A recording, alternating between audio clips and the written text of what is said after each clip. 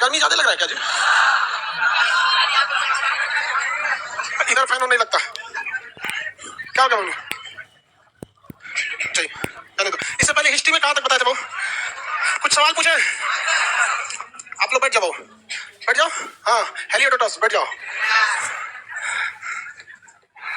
देखिए मटेरियल आदमी कुछ सवाल पूछते हैं, लाइव वाले सब लोग से सवाल पूछा जाए। कुछ रैपिड एक्शन खूब हाई स्पीड में पूछते हैं, रिटर्न के अलावा यही। आज कुछ ज्यादा ही गर्मी लग रहा है। एक जॉइस बंद किए लोग क्या? अरे चालू करो यार, तुम लोग सब चालू कराइए, तब वही हम करें। गर्मी क्यों लग रहा है? उधर चालू करो साइड वाला देखो। हाँ, सारा का सारा एग्जॉस्ट चालू करो। हाँ, एसी भी चला दो, इधर वाला एसी भी चालू कर दो। बस बस अब कंट्रोल हो जाएगा, 10 मिनट में कंट्रोल हो जाएगा। एसी चालू हो गया। चलो भाई आप क्वेश्चन बताइए। आप लोग कहाँ तक बताए थे? हम हसीन मसूद शाह के बारे में बता दिए थे। भाई हल्ला नहीं करो, आज मटेरियल भी खत्म होने वाला है आप लोग का। तो खत्म होने वाला मटेरियल, कोई बात नहीं, ध्यान दीजिए। हम लोग आपको मंडे तक दे देंगे, नया मटेरियल मंडे तक दे देंगे। तब तक ये चलेगा ही। सुंग वंश बढ़ा दिए थे। हाँ, मगध पर शासन करने वाला गैर क्षेत्रीय राजवंश पुष्यमित्र सुंग कौन सी जाति का था? इसने किस जाति का नाश करने की सोच लिया? दो बौद्ध स्तूप जिसका इसने रिकंस्ट्रक्शन मॉडिफिकेशन। कौन स्तूप और कौन? बीच में कोई नहीं बोलेगा। कल नहीं आया था क्या? नहीं आया था। कल आए थे कि नहीं? कल बताए थे, ध्यान नहीं दिया था। अरे बैठ जाता, ध्यान किधर दिया था? दो दो स्तूप, चले ध्यान से समझिए। साची और अरहुत, भरहुत, अरहुत नहीं भरहुत, भरहुत अभिलेख, भरहुत अभिलेख। इसमें रॉ ऊपर रहेगा। देखो भाई, जिसको जहां रॉ लगाना है वहां लगा लो लोग, हमको कोई ऐतराज नहीं है। जिधर जितना रॉ लगाना है लगा लो, पूरी स्वतंत्रता है। स्वतंत्र देश में आप रहते हैं, जितना लगाना है रॉ लगाइए। भरहुत अभिलेख मध्य प्रदेश के सतना में है, मध्य प्रदेश में। और ये साची स्तूप भी मध्य प्रदेश। सबसे बड़ा स्तूप कौन सा है? शांति स्तूप में तो ऊंचाई पर हो जाएगा, शांति स्तूप यहाँ पहाड़ पर ही है वो। आगे बताएंगे। इसके समय सांची स्तूप बड़ा है, शांति स्तूप जो राजगीर में ना ऊंचा है। राजगीर में शांति स्तूप जो है। आगे देखिए, पुष्यमित्र सुंग के समय 4 पुस्तकें लिखी गई। कौन सी 4? सुनिए ध्यान से, पहले सुनिए ध्यान से। बौद्ध ग्रंथ कौन सा लिखा गया? व्याकरण ग्रंथ कौन सा लिखा? हाँ, अष्टाध्यायी को लिखा गया था। पतंजलि ने क्या लिखा? राजनीति शास्त्र में क्या लिखा? मनुस्मृति, मनुस्मृति। पुष्यमित्र सुंग के समय जो सबसे प्रधान पुरोहित कौन थे? पतंजलि। पुष्यमित्र सुंग ने कितने अश्वमेध यज्ञ करा? पुष्यमित्र सुंग का बेटा कौन? अग्निमित्र। मालविका अग्निमित्र किसकी पुस्तक? कालिदास की। मालविका अग्निमित्र कालिदास की। पुष्यमित्र सुंग के समय कितने यवन आक्रमण हुए? कितने? तो दोनों में कौन सफल हुआ? पुष्यमित्र सुंग। किसके द्वारा? अग्निमित्र। किसके द्वारा? अग्निमित्र किससे फसल था? हाँ हाँ भाई, पुष्यमित्र सुंग किससे हार गया? खारवेल, कलिंग राजा खारवेल। पुष्यमित्र सुंग की तो बता ही दिया था। पुष्यमित्र सुंग के समय वह कौन सा यवन आक्रमणकारी था जो बौद्ध धर्म अपना लिया? मियांडर। कौन था? मियांडर को बौद्ध धर्म की शिक्षा किसने दिया? मियांडर के बौद्ध धर्म की शिक्षा नाग से। ये किस पुस्तक में जानकारी है? मिलिंद पनोह। मिलिंद पनोह। समझ में आ रहा कि नहीं आ रहा? चश्मा बहुत ध्यान से लिख रहे हो, खड़ा हो। हैंडीकैप में है, बैठिए। तो आप लोग आगे वाले सीट पर नहीं बैठने दिए उसको। आई हैंडीकैप लोग का सीट अगर आप लोग मारते हैं ना भैया, हम देख लो, हैंडीकैप बना देंगे हम। आगे इसमें सब हैंडीकैप है, सब की नहीं? सब लोग है ना हैंडीकैप वाला, सबको बैठा लेगा। आप इसमें कोई ऐसा फर्जी नहीं है? चलो ठीक है। नहीं, कुछ को सीट नहीं मिलता है तो झूठा लोग कहता है कि हैंडीकैप है। गलत बात है, ये सब चीज नहीं कीजिएगा। चलिए बैठो, ध्यान दीजिए। आप ज्यादा लिखने पे ध्यान नहीं दीजिए। बगल में उसका छोटू को नहीं है, आज भाग गया हूँ, भाग गया हूँ। चलिए अब थोड़ा सा आगे बढ़ते हैं हम लोग। पुष्यमित्र सुंग के बाद में अब उसके बाद कौन सा वंश आएगा भाई? कर्णवंश। कर्णवंश के बाद सातवाहन। इस सब की हम लोग थोड़ा सा चर्चा कर लेते हैं, फिर आगे बढ़ेंगे। अभी तो सुंग वंश खत्म ही नहीं हुआ था। मगध पर शासन करने वाला गैर क्षेत्रीय राजवंश होता सुंग।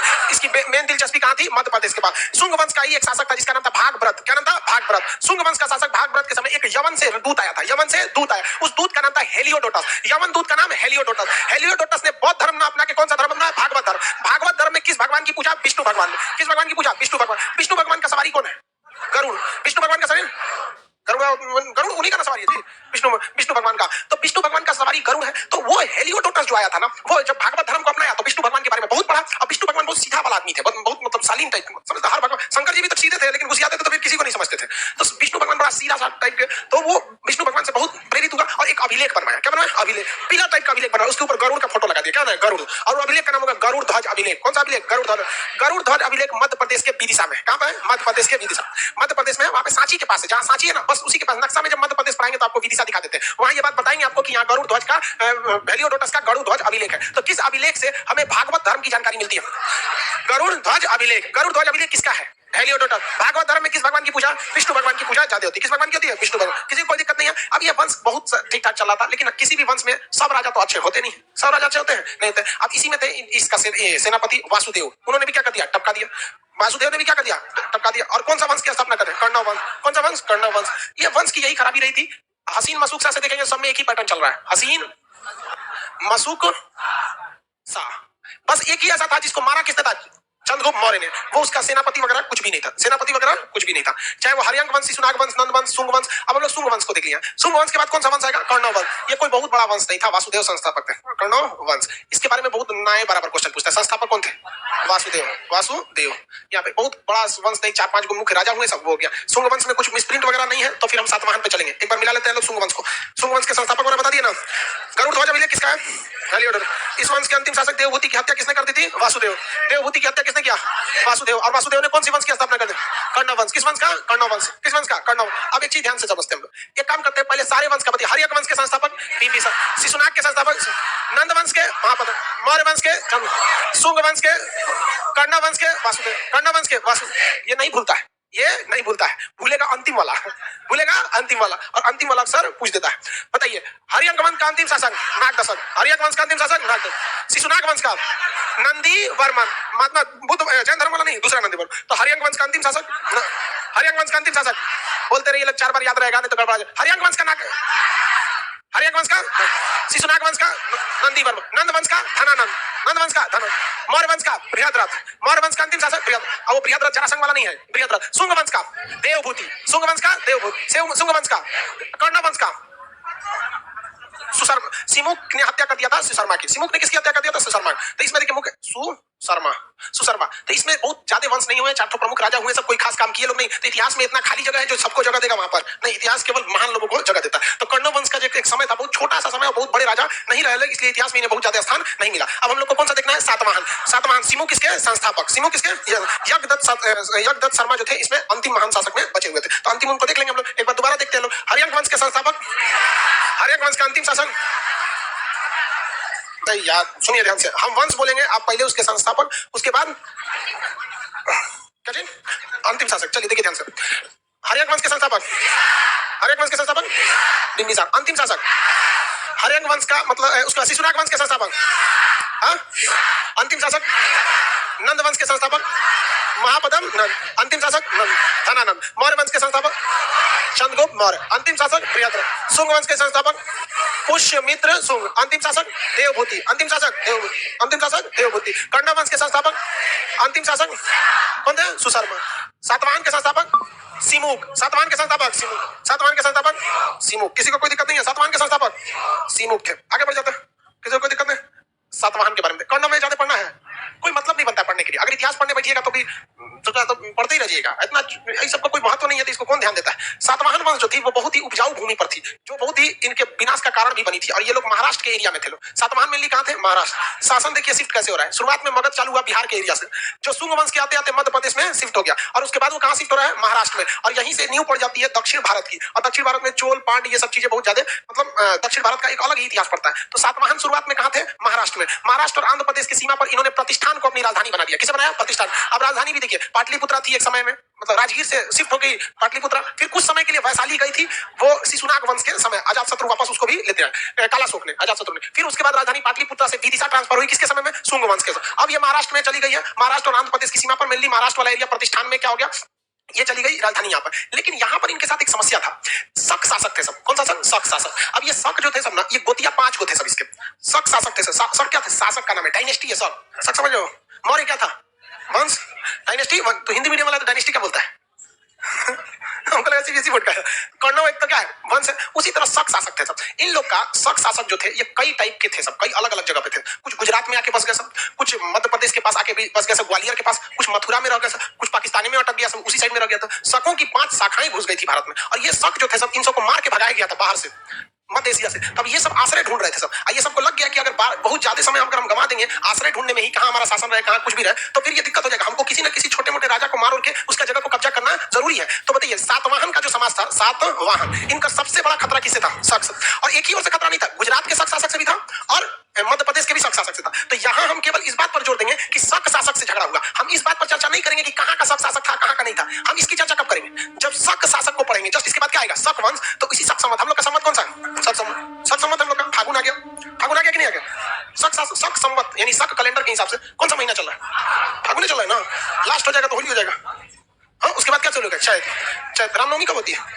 चैत्र में होती है रामनवमी। तो वो हिंदू कैलेंडर जो शक फॉलो करते हैं वो रामनवमी मतलब वो हैप्पी न्यू ईयर हो जाता है ना, हैप्पी न्यू ईयर हो जाता है। और मुस्लिम के हिसाब से मुहर्रम के बाद, मुस्लिम के हिसाब से मुहर्रम में हैप्पी न्यू ईयर होता है। लेकिन देखिए मुसलमान लोग हैप्पी न्यू ईयर मुहर्रम भूल गए और हिंदू लोग चैत्र वाला रामनवमी वाला भूल गए। सारे लोगों ने अपना लिया ग्रेगोरियन कैलेंडर को। किसने अपना लिया? ग्रेगोरियन, ईसाइयों का कैलेंडर, क्योंकि बहुत सिस्टमेटिक ढंग से था। मुसलमान में देखेंगे तो चांद पर आश्रित होता है, हर साल 11 दिन पीछे खसकेगा। एक वक्त था जब दिसंबर में रमजान पड़ता था, अब अभी भयानक गर्मी में पड़ गया। हिंदू धर्म में भी ऐसा होता है, खसकता है, लेकिन हिंदू धर्म को थोड़ा ज्यादा सिस्टमेटिक कर दिया लोग। हर 3 महीने के बाद 3 साल बाद मलमास डाल देता है। तो धीरे धीरे 11 दिन खसकेगा, इसे तनी सा खसक गया, तनी सा खसका, और जहां पूरा खसक गया मलमास लगा के फिर ठेल देता है। याद कीजिए पिछली बार होली कब था?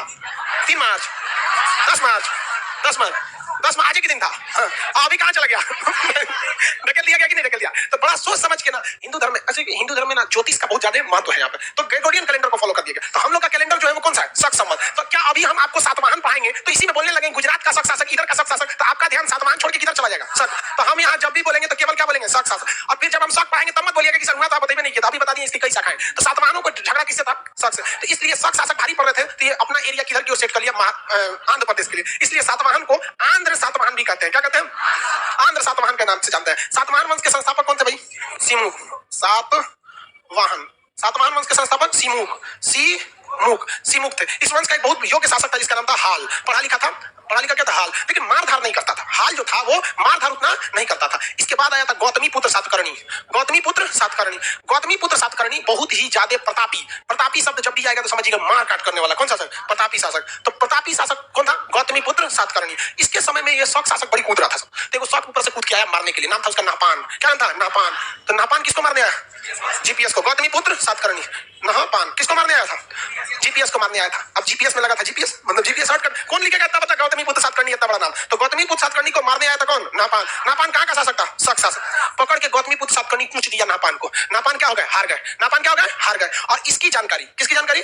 इसके हारने की जानकारी महाराष्ट्र में, जैसे ये इधर से एंट्री मारे थे ना, तो यहीं पे हरा के, यहाँ पे क्या किया? हरा के। और जोगल थम्बी नामक एक जगह है महाराष्ट्र में, जोगल थम्बी, वहां खुदाई उदाई हुआ है, खूब ज्यादा सिक्का मिला है। उस सिक्का में एक और कौन से किसका फोटो है? गौतमी पुत्र सातकर्णी का, और दूसरी ओर नापान। एक और जीपीएस भाला लेके एकदम तैयार खड़ा है, दूसरी ओर जीपीएस को इसे टिका दिया गया घुटना। तो ये बताता है कि जीता कौन था? जीपीएस, गौतमी पुत्र सातकर्णी। समझ गया? अब जैसे मान के चलिए, आप नहीं समझे, अब ऐसे समझिए, मान के चलिए मोदी जी को सिक्का लाए और उसके एक और ऐसे मित्रों वाला ऐसे फोटो लगा दिया और दूसरे ओर राहुल गांधी को ऐसे लगा दिए, तो आने वाले 100 साल में क्या पता चलेगा किसने किसको हराया था? देखिए लोग कहते हैं मोदी जी ने राहुल गांधी को हरा दिया। गलत बात। राहुल गांधी है तो मोदी जी को जितना आसान हो जाता है। क्योंकि चलो यार राजनीतिक बात, लेकिन ये बात हकीकत है। क्योंकि मोदी जी का रेस ना ऐसा आदमी से हो रहा है जो मतलब रेस में उनको नहीं हरा पाएगा। बहुत जबरदस्त। तो कहने का सेंस ये है कि आप आज के वक्त में किसी चीज को जोड़ के देखते हैं ना तो बड़ा इजीली हो जाता है आपको समझना। तो जीपीएस और नापान के सिक्के कहां पर मिले हैं? जोगल थम्बी। कहां पर? जोगल थम्बी में मिले। कहां पर? थम्बी कहां पर है? जोगल थम्बी महाराष्ट्र। जोगल थम्बी कहां है? महाराष्ट्र में। जोगल थम्बी महाराष्ट्र। समझ में आ गया कि नहीं आ गया? शक शासक क्या हो गया? हार गया। अब ये लोग को लगता था कि हम बहुत बड़ा महान आदमी है, हम तो पूरा आंध्र में भागे थे, आंध्र प्रदेश में, वापस महाराष्ट्र मेरा ही हो गया। लेकिन गलती कभी कभी हो जाता है। गलती क्या हो जाता है कि इंसान को शीशे के मकान में रहने वालों को दूसरे के घर पे पत्थर नहीं फेंकना चाहिए। यही कर दिया ये लोग। यहाँ मानते हैं कि सातवाहन को इन्होंने शक शासक को हरा दिया था, लेकिन इस साइड में गुजराती से चल गया लड़ने के लिए। तो शक शासकों की एक शाखा कहाँ थी? गुजरात। शक शासक की एक शाखा कहाँ थी? गुजरात। और गुजरात वाला शक शासक इन वाले शक शासकों से थोड़ा सा ज्यादा योग्य था, श्रेष्ठ था। इन लोग को उधर नहीं जाना चाहिए था। और उसपे से जो यहाँ गया था गुजरात साइड में, सातवाहन वंश का वह शासक जो इस साइड में एंट्री मारने की कोशिश कर रहा था, उसका नाम था वशिष्ठी पुत्र पुल्लुमावी। वीपीपी, वशिष्ठी पुत्र पुल्लुमावी। ये उतना योग्य नहीं था जितना योग्य जीपीएस था, जितना जीपीएस था। दूसरी एक और समस्या, इसकी लड़ाई जिससे हो रही थी वह शासक शक शासक जरूर था, लेकिन वो गुजरात का शक शासक था, उसका नाम था रुद्रदामन। क्या नाम था? रुद्रदामन। क्या नाम था? रुद्रदामन। ये भी कौन सा शासक था? शक शासक। अब आप बताइए, शक शासकों में एक का नाम आता है सबसे प्रमुख किसका? रुद्रदामन का। कितने लोग बता सकते हैं रुद्रदामन का कौन सा अभिलेख मिला? हाँ? जूनागढ़ अभिलेख, यह संस्कृत भाषा में लिखा गया अभिलेख है जिससे मौर्य वंश के पश्चिमी विस्तार की जानकारी मिलती है। रुद्रदामन के जूनागढ़ अभिलेख में कितने राजाओं की चर्चा आती है? अब बताइए इसमें महत्वपूर्ण, इसमें कौन सा योग्य हो जाएगा? रुद्रदामन। कौन हो जाएगा? रुद्रदामन। हार गया कौन? वशिष्ठी पुत्र पुल्लुमावी। वशिष्ठी पुत्र पुल्लुमावी हार गया। यहाँ पर ये रुद्रदामन जीत गया, इस बार हार गया वशिष्ठी पुत्र पुल्लुमावी। लेकिन दोनों में वैवाहिक संबंध स्थापित हो गया, विवाह हो गया। ऐसे ही तो हुआ था जब सेल्यूकस निकेटर आया था हमला करने के लिए और यहाँ चंद्रगुप्त मौर्य आ गया था, तो ऐसी घटना हुई थी कि नहीं हुई थी? तो दोनों में क्या हो गया? वैवाहिक संबंध हो गया। अब तो ये जो लड़ने आए थे अब ये लोग समधी हो गया, लोग अब लड़ाई उड़ाई खत्म हो गया। यहाँ पर इस वंश में बहुत ज्यादा योग्य शासक नहीं हुए। यज्ञ श्री सातकर्णी अंतिम महान शासक थे। इसमें लिखा होगा मटेरियल में, देखिए नहीं लिखा है? यज्ञ श्री सातकर्णी थे इस वंश के अंतिम शासक, यज्ञ श्री सातकर्णी थे। ठीक है, तो इसको यज्ञ श्री सातकर्णी को भी शॉर्टकट में कुछ लिखिए देता आदमी। यज्ञ श्री सातकर्णी, YSS, यज्ञ श्री सातकर्णी इस वंश के अंतिम शासक यज्ञ श्री सातकर्णी। तो पहले हम लोग इस शासक को देख लिए, फिर ये लोगों ने बहुत बड़ा काम किया था उसको भी समझ जाते हैं। बताएंगे इधर ध्यान से। सातवाहन वंश के संस्थापक सिमुक था भाई। सातवाहन वंश के संस्थापक सिमुक किसको मार के बना था? हाँ, सुशर्मा को। किसको मारा था? सुशर्मा को मार के शासक बन गया था। इसने अपना क्षेत्र महाराष्ट्र से कहां ले गया था? आंध्र प्रदेश। इसलिए इसे कौन सा सातवाहन कहते हैं? आंध्र सातवाहन कहा जाता है। आंध्र सातवाहन। ये गोदावरी नदी महाराष्ट्र में और आंध्र प्रदेश में सबसे प्रमुख नदी कौन है? गोदावरी, और नीचे में कृष्णा भी है। गोदावरी और कृष्णा नदी, इसमें सबसे योग्य शासक प्रतापी शासक गौतमीपुत्र सातकर्णी। गौतमीपुत्र सातकर्णी ने किसे हराया था? नापान कहाँ का शासक? नापान कौन सा शासक? शक शासक। कौन से शक शासक ने सातवाहन को हरा दिया? रुद्रदामन। किस शासक को हराया? वशिष्ठी पुत्र पुल्लुमावी। वशिष्ठी पुत्र पुल्लुमावी, वशिष्ठी पुत्र। लेकिन दोनों में क्या हो गया? वैवाहिक। अंतिम शासक बोलेंगे यज्ञ श्री सातकर्णी, यज्ञ श्री सातकर्णी, यज्ञ श्री सातकर्णी। उसके बाद ये वंश क्या हो गया? बिखर गया। और ये जो ट्रिक देख रहे हैं हसीन मसुकसा, अभी के लिए यहाँ को हम लोग निपटा दिए हैं। अब थोड़ा और आगे इसको समझते हैं फिर समझेंगे। सातवाहन वंश में ये लोग का जो एरिया था वो गोदावरी नदी और कृष्णा नदी के बीच का एरिया था, जिस वजह से यह एरिया अत्यधिक उपजाऊ था। उपजाऊ होने की वजह से उस समय कृषि की कोई कमी नहीं हुई और इन लोगों ने भारत में बहुत सारी नई नई पद्धति को शुरू किया सातवाहनों ने। लेकिन सातवाहन के जब पतन हुआ तो उत्तर भारत में आप देखिए ये लोग सीधे सीधे कहां शिफ्ट हो रहे हैं? दक्षिण भारत में। जो एक उत्तर भारत में किसी योग्य शासक को पनपने का एक न्योता दे रहे हैं कि यहाँ कोई ना कोई योग्य शासक या राजवंश क्या हो जाएगी? पनप जाएगी, इस एरिया में पनप जाएगा। तो उत्तर भारत में गुप्त वंश आ गया। तो सातवाहन ने जिन जिन चीजों की शुरुआत की थी एक अच्छे उद्देश्य के लिए, उसे बड़े पैमाने पर किसने चालू कर दिया? गुप्त वंश ने चालू कर दिया। इसी में एक चीज था ब्राह्मणों को भूमि दान देना। ब्राह्मणों को क्या करता? भूमि को दान देना। तो ब्राह्मणों को भूमि दान देना चालू किसने किया? ब्राह्मणों को भूमि दान, भूदान किसने चालू किया? सातवाहन ने। लेकिन आप बताइए इसको सर्वोच्च ऊंचाई पर किसने ले गया? कहेगा कि ब्राह्मणों को भूमि दान देना प्रारंभ किसने किया? सातवाहन। लेकिन सर्वाधिक भूमि किसने दान दिया? किस जाति के लोगों को दिया? ब्राह्मणों। किसे? ब्राह्मणों। दूसरा इन्होंने चालू किया सामंती व्यवस्था। सामंती व्यवस्था ये प्राचीन इतिहास में बहुत ज्यादा है। सामंती व्यवस्था चालू किसने किया? सातवाहन ने। लेकिन सामंती व्यवस्था में सबसे ज्यादा आगे कौन निकल गया? गुप्त काल। ये समझिए सामंती व्यवस्था क्या होती है। सामंत व्यवस्था उसे कहा जाता है जब राजा जो है अपन, भूदान है भैया, भूटान नहीं है, भूटान लिख दिया क्या? अरे तो है यार, ये नहीं दिख रहा है? भूदान व्यवस्था, उसको भूटान दिख रहा था, अब दिख रहा है? हमने कैसे घूमते रहना। तो या तो लोग एकदम बिगड़े हुए चीज पे ध्यान देते हैं या तो एकदम अच्छे पे। हमारी राइटिंग अच्छी हो ही नहीं सकती, इसलिए ध्यान देने के लिए बिगाड़ दीजिए इसको। चलिए ध्यान दीजिए। सामंती व्यवस्था में राजा अपने सैनिकों को वेतन नहीं देता था, बल्कि इसके बदले वो जमीन दे देता था। जमीन बहुत ज्यादा दे देता था। आप लोग भी अपने बाबा दादा से कहानी सुने होंगे कि लोग सतुआ खिला खिला जमीन लिखवा लिए। सुने? पहले जमीन की कोई अहमियत नहीं थी, बहुत ज्यादा जमीन की कोई अहमियत नहीं थी। यहाँ पे पटना में बहुत लोग जो पुराने हैं यहाँ के, जो वो लोग बताते थे यहाँ नाव लगती थी, बाढ़ आता था। तो समय था जब गंडक नदी पे बांध नहीं बना था ना, तो यहाँ बहुत भयानक बाढ़ आता था। तो जहाँ हम लोग की कोचिंग यहाँ नाव लगती थी, तो कौन सा जमीन की वैल्यू होगी भैया? जहाँ घाट पे नाव लगेगी वहाँ वैल्यू होगी। तो इन लोग के समय जो जमीन की ज्यादा वैल्यू नहीं थी, तो ये अपने सैनिकों को वेतन देते थे। अब एक राजा के पास लाख हजारों की संख्या में अधिकारी होते हैं, सबको वेतन के बदले क्या देना है? जमीन। अब यहाँ आप समझिए कि हम राजा और आप लोग हमारे सामंत, मतलब आपको हम सैलरी देंगे। क्या है? आप लोग हमारे सामंत। तो सारे लोग एक जैसे थोड़ी होते हैं। आप में कोई बड़े पद पर होगा, कोई छोटे पद पे, कोई प्रधानमंत्री होगा, कोई कुछ होगा। तो जो प्रधानमंत्री होगा उसका वेतन ज्यादा, सेनापति होगा उसका भी वेतन ज्यादा, सिपाही, ब्रिगेडियर, कर्नल, ये सब उस समय ब्रिगेडियर कर्नल अंग्रेज सब दिए सब। यहाँ पे भी धावक वगैरह जो पद होते थे उनको भी वेतन देना है। अब मान के चलिए मेरे पास, हम पूरे बिहार के राजा है, सपोज कीजिए। सपोज, अरे सुनो यार, अब पूरे जमीन मेरा है और आप लोग हमारे क्या है? सामंत। अब मार्च भर आप लोग हमारे लिए काम किए, अब सैलरी देने की काम है। तो भाई 2 कट्ठा आप ले लीजिए। जो छोट मोट सैनिक है सब, जो बकलोल टाइप का लड़का है सब, कोनो काम का नहीं, उनको 1 कट्ठा जमीन बांध दिया कि हर महीने आप लोग को क्या मिलेगा? 1 कट्ठा। जो बड़ा है उसको 1 बीघा, कोई और बड़ा है तो 1 एकड़ मिलेगा, और 10 एकड़ किसी को मिल जाएगा। सेनापति आपको हर महीने 20 एकड़ जमीन मिल जाएगी। अब बिहार में से 20-20 एकड़ जमीन निकालिए तो कौन बड़ा काम करती है? ज्यादा नहीं किया। लेकिन आप देखिए हर महीने हमारी जमीन तो क्या हो रही है? घट रही है। हमारी जमीन घट रही है हर महीने। और आने वाले वक्त में एक ऐसा समय आएगा जो मेरा सबसे बड़ा सामंत होगा, जो मेरा सबसे बड़ा सामंत होगा, उसकी जमीन सबसे तेजी से बढ़ रही होगी। जो सिपाही है उसका जमीन हर महीने मान के चलिए 1 कट्ठा बढ़ रहा है। जो सामंत है उसको हमने कह दिया कि हर महीने तुमको हम 10 एकड़ जमीन देंगे, तो उसकी जमीन हर महीने कितनी बढ़ रही है? 10 एकड़ बढ़ रही है। 120 एकड़ साले भर में बढ़ जाएगी। अब अलग अलग जमीन क्या होती रहती है? बढ़ती रहती है। आने वाले वक्त में यही होता था। अब क्या हुआ कि इन लोगों ने सामंती व्यवस्था चालू तो कर दिया, लेकिन ये अपने सामंती व्यवस्था में फंस गए कि इन्हीं का सामंत आगे जाकर इतना ना जमीन ले लेता था कि राजा से ज्यादा जमीन हो जाता था। आपको ये बात थोड़ा उटपटांग लगेगी, राजा से कैसे ज्यादा हो जाएगा? भाई उसकी जमीन बढ़ रही है और राजा की जमीन अंधाधुंध घट रही है हर दिशा में। सिपाही, कर्नल, ब्रिगेडियर, हेंदे सब दिशा में घट रही है और जमीन घटने से डबल घाटा। एक राजा की जमीन कम हुआ और उस जमीन से आने वाला टैक्स कम हो गया। यहाँ पे तो राजा कमजोर हो गया, जमीन भी कम हो गया। तो जो सामंतों में से जो बड़ा सामंत होता था वो बाकी छोटकन छोटकन का ग्रुप बनाता था, कहता था कि अब बताइए क्या निपटा दिया जाए। तो पहले फाइल कौन निपटाता था? सेनापति। और अब इसके बाद इन लोगों ने क्या चालू किया? सामंती व्यवस्था। तो बताइए कौन फाइल निपटाएगा? सामंत। तो अब जितना कहानी सुनेंगे, पहले इसमें जितना आप देखे थे हसीन मसूक सामेर, इनका शिशुनाग सेनापति था, हरियाणा वंश के अंतिम शासक, नागदशा को मार दिया। महापद्म नंद ने नंदी वर्मन को मार दिया। ऐसे करते करते सब मारा। चंद्र को मोर कूद गया था बीच में से, सेनापति नहीं था। लेकिन अब क्या सुनेंगे? सामंत। क्या सुनेंगे? सामंती व्यवस्था किसने चालू किया? सातवाहन चालू किया था। सामंती व्यवस्था अच्छा था या नहीं था?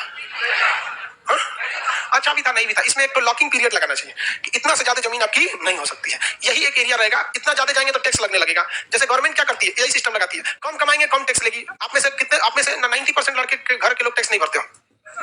कितने लोग के पापा इनकम टैक्स भरते हैं? बहुत कम। देखिए 10% नहीं भरते होंगे। जीएसटी, अरे डायरेक्ट आप जीएसटी नहीं, जीएसटी नंबर कितने लोग के पास है? बस इतने लोग के पास। जिसके पास जीएसटी नंबर है वो जेन्युइन समझिए गवर्नमेंट के पास भर रहा है, और जिसके पास जीएसटी नंबर नहीं है, जैसे आप हमारे पास एडमिशन देते हैं, आपके रसीद के ऊपर जो जीएसटी हम जमा करते हैं तो मेरे नाम से जा रहा है ना, भले आप दे रहे हैं। तो टैक्स वगैरह को भी रखना चाहिए। गवर्नमेंट क्या करती है, लाइव वाले कर रहे हैं हम लोग ज्यादा टैक्स दिए। हाँ भाई लाइव वाले में अरे ज्यादा क्या दोगे? ज्यादा कमाएंगे तो टैक्स क्या लगेगा? ज्यादा, कम कमाएंगे तो कम। लेकिन यहाँ सामंती में ऐसी कोई व्यवस्था नहीं थी। इसके बाद देखेंगे इन्होंने सिक्का जो चालू किया, ये आप दादी करा जी मिटा दे। सिक्का जो चालू किया, किसका चालू किया? शीशे का कॉइन चालू किया। कितने लोग बता सकते हैं सिक्कों का अध्ययन क्या कहलाता है? नुमिस्मेटिक। शीशे का नुमिस्मेटिक कहलाता है। इनका जो समाज था वो मातृसत्तात्मक था। मातृसत्तात्मक।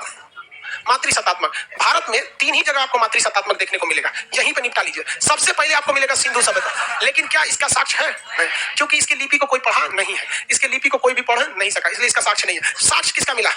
सातवाहन। और अभी देखेंगे खासी और नायर, ये 2 जनजाति है, एक ही पास रहती है, खासी और नायर जन। सातवाहन क्या अभी है? इसका तो कोई साक्ष्य नहीं मिला। इसका साक्ष्य मिला, लेकिन वर्तमान में सातवाहन वंश खत्म हो चुका है। और ये वाला खासी और नायर जनजाति आसाम में पाई जाती है। आज भी कैसी है? मातृसत्तात्मक। मातृसत्तात्मक का मतलब क्या होगा? घर की मुखिया महिला या पुरुष? पुरुष ही होता है। महिला होगा तो फिर सिमुख कहां से बन गया भैया शासक? संस्थापक सिमुख। हाल गौतमीपुत्र सातकर्णी वशिष्ठिपुत्र। किसी की कन्या का नाम सुने इसमें? कन्या नहीं समझता। मलकाइन इंसो की, किसी की मलकाइन का नाम नहीं सुने। देखिए मातृसत्तात्मक का अर्थ होता है कि एड्रेस पता बताने के लिए किसका सहारा ले रहे हैं। जैसे भारत का समाज अभी पुरुष समाज है, किसी को बताना है तो किसका नाम बताता है? पिता का। माता का नाम नहीं बताते। लेकिन सिंधु सभ्यता में ज्यादा वैल्यू किसकी थी? माता की थी। सातवाहन में माता की। अभी भी आसाम की खासी और नायर जनजाति, मेघालय में है, मेघालय और आसाम में है खासी नायर जनजाति। अभी भी एक ऐसी समाज है, मातृसत्तात्मक समाज है। किसी को दिक्कत है? शीशे का सिक्का। ब्राह्मणों को भूदान। उपजाऊ भूमि सबसे ज्यादा किसकी थी? सातवाहनों की जमीन बहुत ज्यादा उपजाऊ थी। सामंती व्यवस्था, ब्राह्मणों को भूमि दान सातवाहन ने चालू किया था। मातृसत्तात्मक सातवाहन। किसी को दिक्कत नहीं है सातवाहन में? चलिए देखिए सातवाहन की भूमि, सातवाहन साम्राज्य में भूमि किस नदी के तट पर थी? गोदावरी और कृष्णा के बीच। चांदी के सिक्के को इस समय कारसर पर कहा जाता था। मुख्य सिक्का किस चीज का था इनका? शीशे का। माता का नाम लिखा जाता था, जो क्या बताता था कि भैया ये क्या है? मातृसत्तात्मक। वेतन के बदले भूमि की व्यवस्था को क्या कहा गया? क्या कहा गया? सामंती। कौन सी व्यवस्था? सामंती। सामंती व्यवस्था कहा गया। भूदान सर्वाधिक ब्राह्मणों को किसने दिया?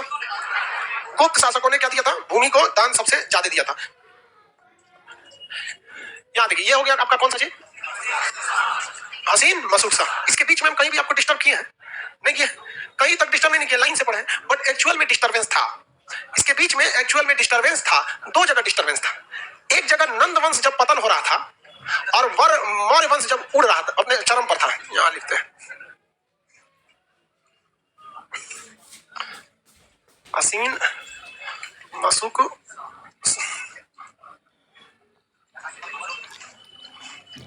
मसूक सा। बड़ा सा रहता है कि छोटा सा जी? कोनो डाल देते हैं, 100 होता है। कोनो 100 है। जब नंद वंश क्या हो रहा था? पतन हो रहा था, और मौर्य वंश का उत्थान हो रहा था। तो इस बीच एक यवन आक्रमण हुआ। कौन? सिकंदर। यहाँ पे क्या हुआ? सिकंदर। देखिए सिकंदर तो नंद वंश के समय था, और यहाँ पर सेल्यूकस। बट ये लोग बहुत ज्यादा डिस्टर्बेंस नहीं किए। क्यों? आए, लड़ाई उड़ाई किया, चल दिया। सिकंदर तो बेचारा आ भी नहीं पाया बढ़िया से, तो इसको यहाँ काटिए देते हैं। ये आया तो बेटी देके चल गया। ऐसा राजा आए तो बढ़िया है।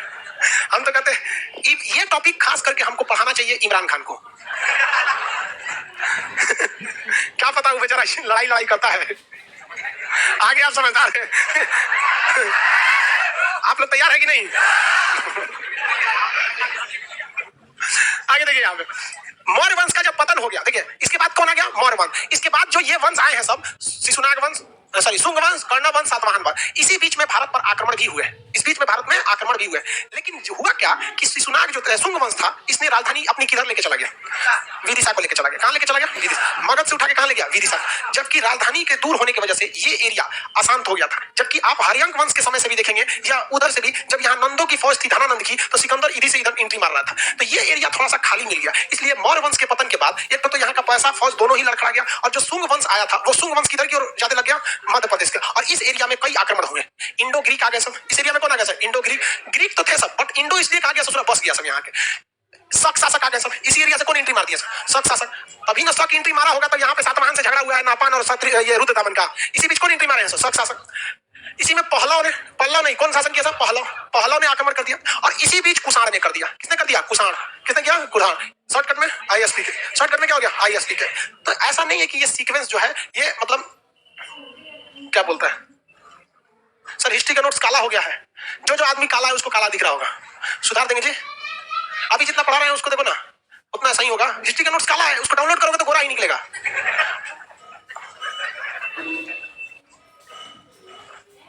दिखने में बस काला है, लेकिन दिल वाला है। जितने लोग के एप्लीकेशन पे पीडीएफ काला दिख रहा है, उसका एक पेज आप प्रिंट करा के देखिएगा, गोरा निकलेगा एकदम।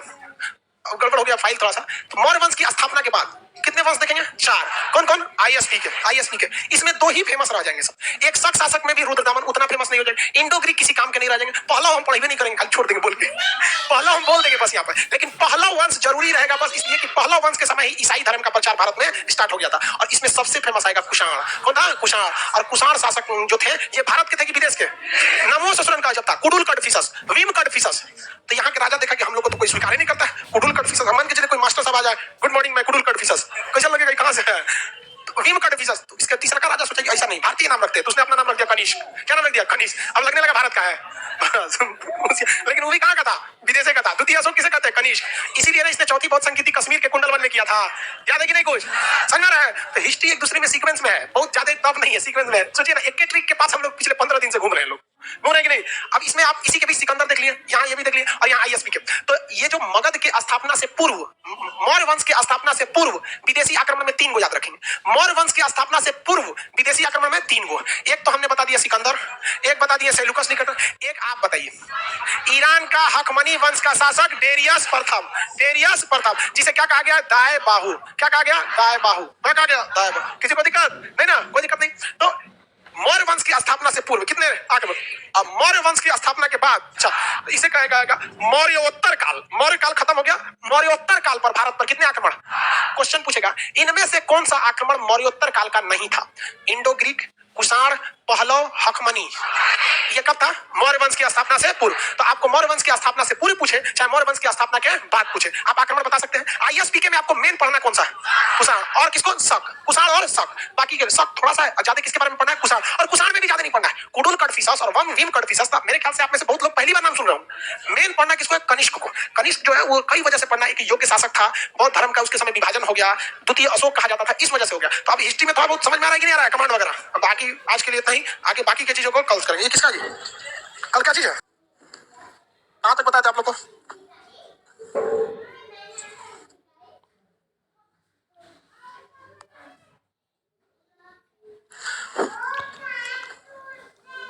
हिस्ट्री चल रहा है ना? हिस्ट्री में कहां तक बताते हैं? लाइए आज कुछ सवाल पूछते हैं सब लोग को। Good morning. शाम 5 बजे ज्योग्राफी। एग्जॉस्ट सब चालू कर दीजिए ना जी। उधर कौन है वो? बटन दिख रहा होगा, उसको दबा दो बस। एसी नहीं, बस एग्जॉस्ट नहीं। पीछे वाले सब चालू करो, गर्मी लगता है। सबको बारी बोलेंगे बेवकूफ, सब चालू कर दो।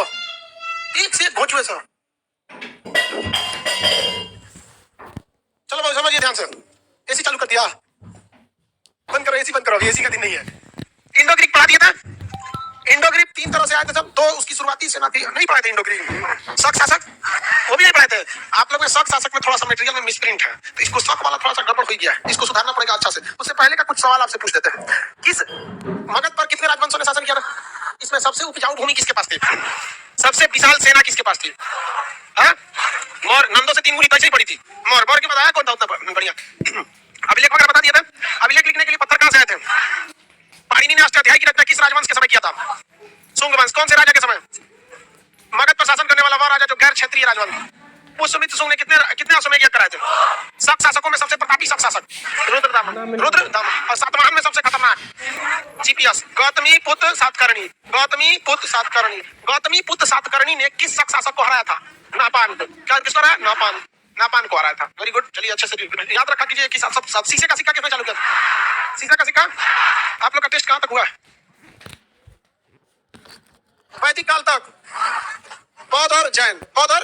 मंडे के दिन आपका टोटल मगध होगा, बृहद्रथ वंश से लेकर सातवाहन वंश। मंडे के दिन आपका टेस्ट होगा। आज मंडे नहीं है। चलो ध्यान से देखो, आगे हल्ला करते रहती है लोग। एक तो का कान फोड़ दिए कोने लड़की का हल्ला करके।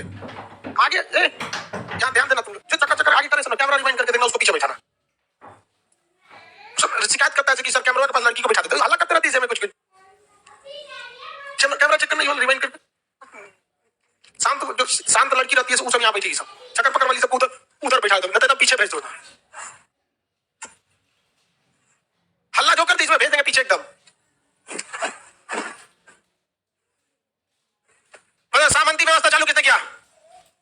सामंती व्यवस्था का सर्वाधिक प्रयोग, अरे सर्वाधिक प्रयोग कहते हैं। अरे मैं देखो ध्यान से, चांदी के सिक्के, शीशे के सिक्के किसके समय थे? वर्तमान समय में कौन सी दो जनजाति जो मातृसत्तात्मक है? काशी और नायर। काशी नायर जनजाति है। मनुस्मृति ने किस राजा के समय अपनी पुस्तक की रचना किया? पुष्यमित्र शुंग के समय की। आंतरिक किस विभाग का नाम? अशोक के समय राज्यों की संख्या कितनी थी? 5। सबसे बाद में कौन से राज्य को शामिल? कलिंग के राजा खारबिल ने किस राजवंश के समय, मगध काल के किस राजा के समय खुद को मगध से आजाद कर दिया? कब आजाद कर लिया था? बृहद्रथ। कलिंग राजा खारबिल ने किसे पराजित किया था? पुष्यमित्र शुंग। हेलियोडोटस का कौन सा अभिलेख मिला है? गरुड़ ध्वज अभिलेख। हेलियोडोटस का गरुड़ ध्वज अभिलेख। अब इसमें आपको कैलेंडर वगैरह बताना पड़ेगा, कौन सा कैलेंडर कहाँ है। मीनांडर ने कौन से धर्म को अपना लिया था? कौन से धर्म को अपना था? बौद्ध धर्म को अपना लिया था। इंडो यूनानी समझा दिए थे? नहीं समझाए थे। मौर्य वंश की स्थापना से पूर्व हसीन मसूक शाह, ट्रिक बताए थे? हसीन मसूक शाह मगध की स्थापना। ये है आपका कौन सा वंश? मौर्य वंश। इससे पहले कई आक्रमण हो चुके थे। कई आक्रमण हो चुके थे। ईरान के हखमनी वंश ने एरियस प्रथम ने किया था। उसके बाद से सिकंदर लौट गया। सिकंदर का सेनापति सेल्यूकस। बताइए सिकंदर ने क्या पूरे विश्व को जीता था? लेकिन उस समय के खोजे गए लगभग सारी जगहों को जीत लिया, इसलिए इसे क्या कहा जाता है? विश्व विजेता। क्या कहा जाता है? विश्व विजेता। सिकंदर हो गया, ईरान हो गया। मौर्य वंश की स्थापना जब हो गई, यानी मौर्य वंश की स्थापना से पहले ही हो गया, मौर्य वंश की स्थापना के बाद भी कई आक्रमण हुए थे विदेशी में। ISPK क्या कहेंगे? ISPK हिंद यूनानी शक पाला और कुषाण। अब हम लोग स्टार्ट कौन सा करते हैं? Indo Greek. हिंदी में क्या कहेंगे? हिंद यूनानी कहा जाता है इसको। इसे हिंद यूनानी का क्यों कहा जाता है? देखिए ग्रीक को हम लोग कहते हैं यूनान, ग्रीक को क्या कहेंगे? यूनान। सिकंदर भी वहीं से था, यूनान वाले एरिया से। तो ये तो ग्रीक थे लोग, लेकिन ये लोग इंडिया में कंप्लीटली बस गए, इसलिए इसे क्या कहा जाए? Indo Greek. तो ये हो गया सब इंडो हो गया। अगर अब यूरोप में रहता तो एंग्लो बोलते लोग, तो वो पॉलिटिक का हिस्सा हो जाता है। तो ये भारत में आके कंप्लीटली क्या हो गए थे? बस गए थे। इसमें 3 महत्वपूर्ण राजा का नाम आता है। 3, हालांकि 2 चरण बोला जाता है, लेकिन 3 राजा थे। हम लोग तीनों का नाम के हिसाब से देख लेते हैं। 3 राजा को ध्यान से देखते हैं।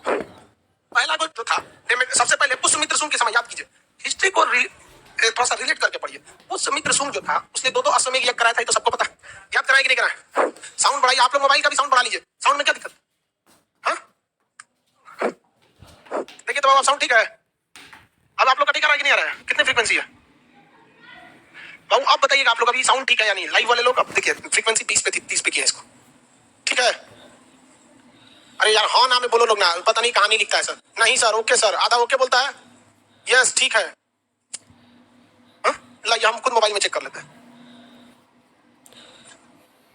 तो अभी पीछे ही चल रहा है जी। हम खुद से सुन लेते हैं, आप टेंशन नहीं लीजिए।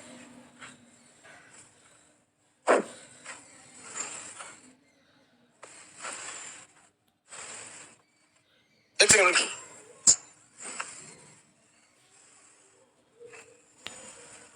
तो आ जाइएगा। ठीक हो गया। हमारा आवाज इतना खराब है जी, बहुत खराब आवाज है मेरा। ठीक हो गया, चलो ध्यान से देखो। तो फ्रीक्वेंसी गड़बड़ हो गई थी, 20 हो गया था, कभी 30 हो जाता है, याद दिलाइएगा जब भी गड़बड़ होता है फ्रीक्वेंसी 30 से पुराना चाहिए। पुष्यमित्र शुंग के समय दो अश्वमेध यज्ञ हुआ। एक तो थूर के चला गया कलिंग का खारबेल, थूर के गया था कि नहीं गया था? खारबेल यहाँ से आके पीट पाट के किसको चला गया था? पुष्यमित्र शुंग को। यहाँ से आया था खारबेल, ये यहाँ पे पुष्यमित्र थूर दिया इनको, ये यहाँ पे दो अश्वमेध यज्ञ करा। लेकिन इन्हीं के काल में दोनों विदेशी यवन आक्रमण हुआ कि नहीं हुआ? ये यमन यूनान वाले यही दुगो ससुरा किया था। तो दुगो में तो वही है सब, जो आक्रमण हुआ था दुगो में तो उसमें वही था। और इसके साथ एक और बात याद रखिए, एक तो खाली घूमने आया था जिसको भागवत धर्म का अपना आया था कि नहीं आया था? तो हिंद यूनानी कितने आए थे? सब 3। 2 को गए सब थुरा के, 2 को गया सब थुरा के, 1 को गया भागवत धर्म की शिक्षा लेकर। तो ये 3 को तो पढ़िए लिए हैं। तो पहला बताइए जो सबसे पहले आया था, डेमेट्रियस। कौन आया था? डेमेट्रियस। कौन आया था? डेमेट्रियस। तो हिंद यूनानी जो थे सब, वो डेमेट्रियस जो था, यहाँ पर पहला हिंद यूनानी में कौन आ जाएगा? डेमेट्रियस। इसका लोकेशन देखेंगे तो ये लोग किस डायरेक्शन से आ रहे थे लोग? तो ये हिंदुकुश पर्वत और तक्षशिला के पास, ये पर्वत हिंदुस्तान पाकिस्तान और अफगानिस्तान की सीमा के पास एक पर्वत है हिंदुकुश पर्वत। यही हिंदुकुश पर्वत है, यही तक्षशिला, ये लोग इधर ही से आ रहे थे। सबसे पहला कौन आया भैया? डेमेट्रियस। कौन आया? डेमेट्रियस। डेमेट्रियस। डेमेट्रियस पहला डेमेट्रियस जीता या हार गया? हार गया। पुष्यमित्र शुंग ने किससे हरवाया इसको? अपने खुद के बेटे अग्निमित्र से। किसे? अपने बेटे अग्निमित्र से। तो डेमेट्रियस चला गया यहाँ से। डेमेट्रियस उन्होंने जो उस साइड के एरिया जीता था ना, यहाँ पर डेमेट्रिया नाम रख दिया था उसका, तो तक्षशिला के पास था। दूसरा क्या था भैया? मियांडर। दूसरा मियांडर। और तीसरा बोलिए? हेलियोडोटस। कौन था? हेलियोडोटस। तो हेलियोडोटस कोई राजा था, वो दूत था। किसका दूत? तो अंतियाल का। किसका? अंतियाल का। तो यहाँ तीसरा अंतियाल। अंतियाल। अंतियाल ने अपना राजदूत किसे भेजा था? हेलियोडोटस। हेलियोडोटस। डोटस को भेजा। ये 3 वंश वाले थे, इंडो ग्रीक में यही है। इनमें किसी को भी भारत में क्या अच्छे से कामयाबी मिल सकी? नहीं। ये तीनों हार गए, लेकिन कुछ जगहों पर ये वहां से नहीं गए, वहीं पर बस गए। वह जगह कौन कौन सा था भैया? तक्षशिला और हिंदुकुश पर्वत के पास का। ये पर्वत कौन है? हिंदुकुश पर्वत। तो जो पहला आया था डेमेट्रियस, यहाँ आया तो हार गया, तो ये यहीं तक रह गया। मिनांडर ये तक्षशिला तक रह गया, ये हिंदुकुश पर्वत तक रह गया। और अंतियाल का जो राजदूत था, क्या नाम था उसका? हेलियोडोटस। इसने कौन सा धर्म अपना लिया? भागवत धर्म। कौन सा धर्म? भागवत धर्म। तो इंडो ग्रीक वाले यहाँ आए सब, लेकिन कंप्लीटली बहुत बड़ा साम्राज्य नहीं विस्तारित कर पाए सब, थोड़ा थोड़ा एरिया में बस उसके क्या हो गया सब, खत्म हो गए सब। यहाँ पर ये मध्य एशिया से आए थे सब, इस एरिया से आए थे। इसमें आपको ये मिनांडर ने कौन सा धर्म अपनाया? बौद्ध धर्म। मिनांडर को बौद्ध धर्म की शिक्षा किसने दिया? किस पुस्तक में जानकारी? मिलिंद पन्हो। अंतियाल का राजदूत कौन था? हेलियोडोटस। अंतियाल का राजदूत, अंतियाल का राजदूत हेलियोडोटस था। हेलियोडोटस ने कौन सा अभिलेख बना? गरुड़ ध्वज अभिलेख। किस धर्म से रिलेटेड है? भागवत धर्म। हिंद यूनानी क्या पूरी तरह भारत में आ सके? नहीं, लेकिन ये कुछ एरिया में बस गए थे। हिंद यूनानियों को काली मिर्च बहुत पसंद थी। क्या थी? काली मिर्च बहुत पसंद थी यूनानी सबको। उनके काली मिर्च में पोत दीजिए। हम यहाँ एक रुमाल रखो जी, मास्क में पूछना पड़ेगा। काली मिर्च जो थी वो यूनानी लोगों को काफी ज्यादा क्या थी? पसंद थी। और अंग्रेजों को सबसे ज्यादा लाल मिर्च पसंद था। केरल से ज्यादातर उन्होंने क्या लेके गए थे? लाल मिर्च। तो अंग्रेजों ने काली मिर्च न ले जाकर लाल मिर्च लेकर, जबकि यवन वालों को काली मिर्च पसंद थी, इसलिए काली मिर्च को यवन प्रिय बोला गया। क्या बोला गया? यवन प्रिय बोला गया। यवन प्रिय यानी यवन के लोगों को, यूनान के लोगों को पसंद था, इसलिए यवन प्रिय। इन लोग की ना ज्योतिष बहुत बेहतरीन था। ज्योतिष जिनका बेहतरीन होगा उन्हें 100% समझिए कि खगोल विज्ञान की जानकारी होगी। एस्ट्रोलॉजी अगर आपको पता है, एस्ट्रोनॉमी, तभी आपको एस्ट्रोलॉजी आएगा। एस्ट्रोनॉमी का मतलब होता है खगोल विज्ञान। एस्ट्रोनॉमी का मतलब क्या होता है? खगोल विज्ञान। और एस्ट्रोलॉजी का मतलब होता है ज्योतिष विज्ञान। तो जिनको एस्ट्रोनॉमी आएगा यानी खगोल आएगा, उन्हीं को क्या आता है? ज्योतिष आती है। और इन दोनों की मैथ बहुत तगड़ा होता है। इन दोनों का मैथ तगड़ा होता है, इसलिए देखिएगा जो ज्योतिष में होगा उसका मैथ ठीक ठाक होता है, हिसाब किताब। जन्म कब लिया, उस समय कौन तारा कहाँ था, सब जोड़ घटा के निकाल देता है कि मतलब आप इस समय बियाह करने के लिए आपके लिए समय ठीक नहीं है। देखते हैं कि नहीं देखते हैं? तो वो अपना निकालते हैं। तो जब यूनानी आए तो भारत में कई चीजें देखे गए। गणित की शिक्षा को बहुत आगे बढ़ाया इन लोगों ने, ज्योतिष को बढ़ाया, और ये खगोल विज्ञान, इस सब का इन्होंने बहुत ज्यादा योगदान दिया था यूनानियों की वजह से। यूनान का तीनों समझ में आ जाएगा। ये जो थे सब दोनों, ये एक ही समय पर आक्रमण किया, मतलब बैक टू बैक, इसलिए इसे कहते हैं प्रथम चरण। जबकि अंतियाल ने जो राजदूत भेजा था डेमेट्रियस, सॉरी हेलियोडोटस, ये सेकंड चरण में भेजा था। इन दोनों का उद्देश्य भारत में क्या करना था? आक्रमण करना था, कब्जा करना था। जबकि इसका अंतियाल का उद्देश्य क्या था? शिक्षा प्राप्त करना। कौन शिक्षा के लिए? शिक्षा कौन सा मिला इसको? भागवत धर्म की शिक्षा। कौन सा अभिलेख मिला? रुद्र मतलब गरुड़ ध्वज अभिलेख भागवत धर्म का। तो 2 चरण ना बोल के आप इसे 3-3 ऐसे याद रखिए। याद रहेगा कि नहीं रहेगा? जबकि मटेरियल में कितने चरण दिए गए? 2, इसलिए थोड़ा कंफ्यूजन हो गया। मटेरियल पढ़ देते। देखिए ये किस जट से आया था भैया? हिंदुकुश के। उस एरिया को क्या कहता है? बैक्टीरिया। हिंदुकुश पर्वत के एरिया को क्या कहते हैं? बैक्टीरिया। कौन क्या कहेंगे? बैक्टीरिया। तो बैक्टीरिया शासक कहेगा, इनमें से कौन सा बैक्टीरिया का शासक था? तो अंतियाल हो जाएगा, मिनांडर हो जाएगा, डेमेट्रियस हो जाएगा। मेनली ये हिंदुकुश पर्वत के पास के थे लोग बैक्टीरिया। हिंद यूनानी के 2 चरण में आए थे। प्रथम चरण में किस लिए आए थे? प्रथम चरण किस लिए था? युद्ध के लिए। प्रथम चरण युद्ध के लिए, उसमें शासक का नाम डेमेट्रियस और दूसरा मिनांडर। दोनों हार के चले गए पुष्यमित्र के बेटा अग्निमित्र के। दूसरा चरण जो था, देखिए इसमें क्या, अगला शासक मिनांडर था। ये सब तो पढ़ाई दिया था उसमें। नागसेन ने कौन सी शिक्षा दिया था? दूसरा कारण इसमें यूक्रेटाइटिस। देखिए यूक्रेटाइटिस जो था, ये तक्षशिला, ये जगह जो है तक्षशिला, यहाँ का संस्थापक था यूक्रेटाइटिस, लेकिन उसने अपना राजदूत नहीं भेजा था। यूक्रेटाइटिस जो था, इस यहाँ पर ग्रीक की एक सभ्यता थी, मतलब ये यूनानियों का एक साम्राज्य था, उसकी संस्थापक था यूक्रेटाइटिस। इसमें कई शासक हुए, इसी में एक शासक हुआ आपका अंतियाल। इसी में शासक क्या हुआ? अंतियाल। और उसने किसे भेजा था? हेलियोडोटस को। तो हेलियोडोटस ने, तो यहाँ देखिए इसमें यूक्रेटाइटिस ने तक्षशिला में यूक्रेटाइटिस वंश की स्थापना की। इसी वंश के अंतियाल ने, तो आपको यूक्रेटाइटिस याद रखने की जरूरत नहीं है, मेनली क्या याद रखेंगे? अंतियाल। यूक्रेटाइटिस याद रखने की जरूरत है, अंतियाल याद रखेंगे। तो इस वंश की स्थापना यूक्रेटाइटिस ने किया, इसका मिनांडर ने किया, इसे डेमेट्रियस ने किया। अपने अपने नाम पर क्या किया? वंश की स्थापना कर दिया। कुछ खास काम किए नहीं ये लोग। यहाँ पर किसी को इंडो ग्रीक में दिक्कत है तो बोलिए, इंडो ग्रीक में दिक्कत। इसे चरण में क्यों बांटा गया? दो चरण में करा, बताइए। एक का उद्देश्य दूसरा था और एक का उद्देश्य दूसरा था, तभी ना हम उसको क्या करेंगे भाई, मतलब अलग अलग रखेंगे। वरना आप देखेंगे कि सुबह 8 से 11 बजे तक तो पढ़ाते हम ही, फिर भी बैच का नाम अलग अलग है कि नहीं? किसी में सुबह ये कौन सी चला है? बायोलॉजी, बायोलॉजी है, किसी का नाम है हिस्ट्री, किसी का नाम है मैथ। अलग अलग उद्देश्य है, इसलिए उसका नाम क्या होगा? अलग अलग। इसलिए चरण से कोई टेंशन नहीं लेना है। एक बात बताइए, क्या ऐसा कोई ज्योतिष है, ऐसा ज्योतिष विज्ञान जिसे समय की गणना उचित ढंग से नहीं आती है? क्या ऐसे व्यक्ति से आप उचित ज्योतिष की कल्पना कर सकते हैं? ज्योतिष वाला लोग बड़ा मतलब जन्म के टाइम कहूँ मिलाता है, कुंडली मिलवाएंगे नहीं आप लोग? हमारा पता नहीं है डेट ऑफ बर्थ है कब। सर्टिफिकेट में ओरिजिनल थोड़ा था, सर्टिफिकेट में उस मम्मी पापा का एडमिशन कराने हैं, पूछा कि कब डेट ऑफ बर्थ है इसका, अपने में डिसाइड किया, कहा कि आप ही लिख दीजिए कुछ। अपने तो लिखवा दिए लोग वहां पे लगभग में। तो टीचर हम लोग के जो स्कूल वाला था, शकल देखा ठीक ठाक है, लगभग में मार दिया, डेट ऑफ बर्थ हो गया। पहले के जमाने में लोग कितना कौन ध्यान देता था? तो समय का गणना सबसे बेहतरीन ढंग से किसके समय से चालू हुआ था?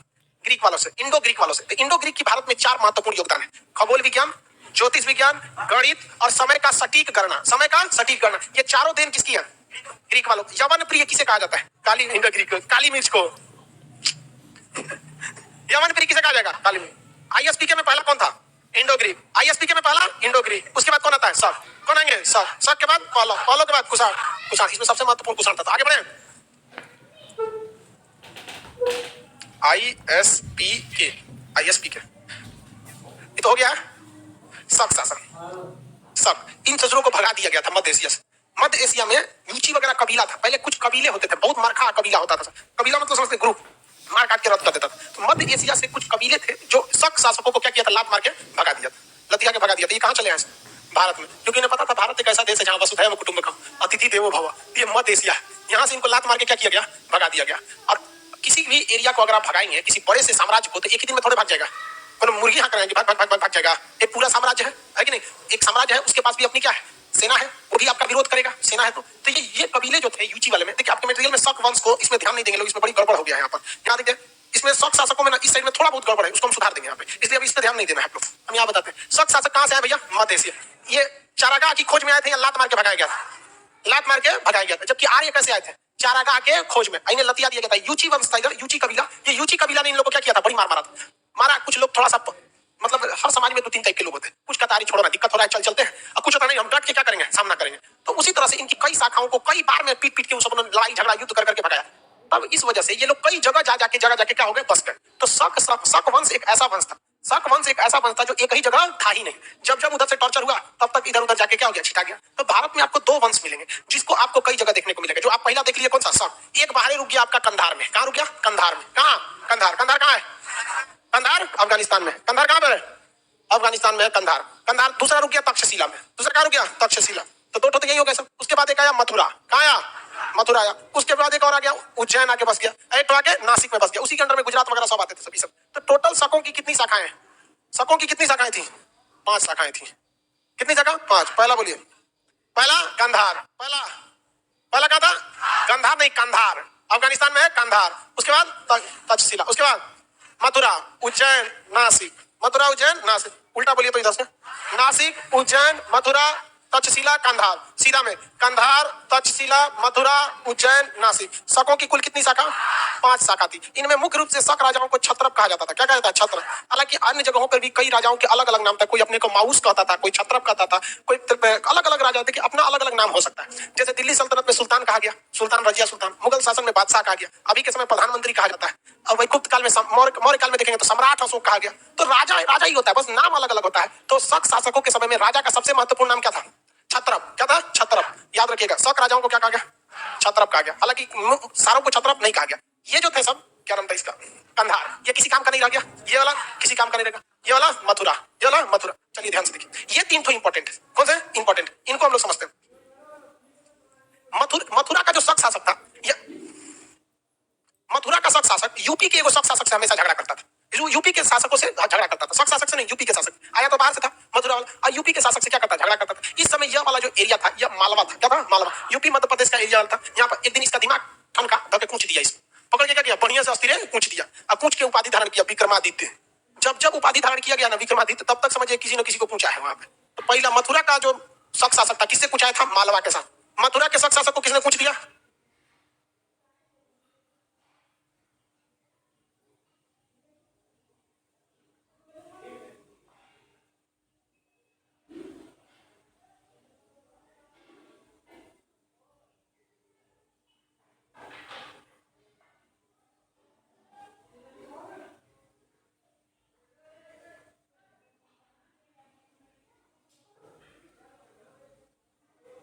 मालवा के शासक ने। किसने पूछा? मालवा के। ठंडा का उन लोग तो भारत में वो सब बहुत कमजोर था, सब सबको यही इधर से पूछते रहता था, सब उधर बिजी था वो वहां से। मथुरा के शासक को किसने पूछ दिया? मालवा। कौन सी उपाधि धारण किया?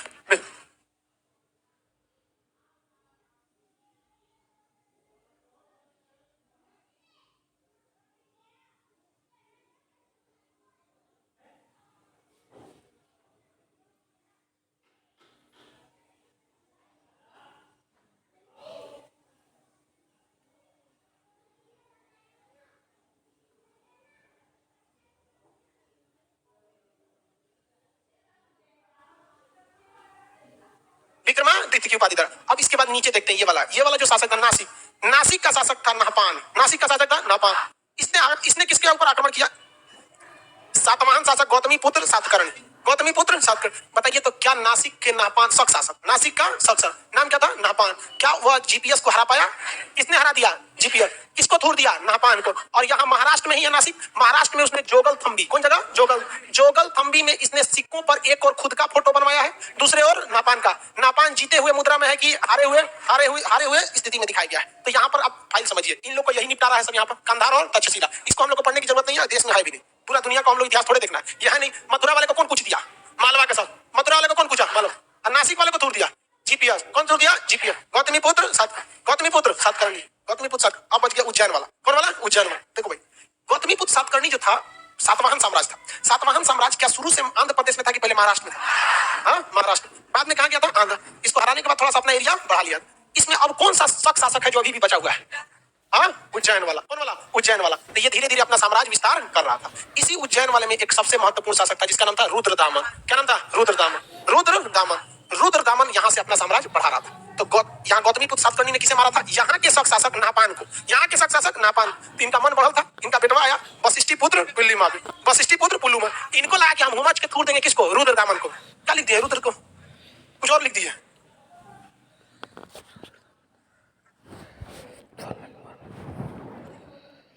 रुद्रदामन।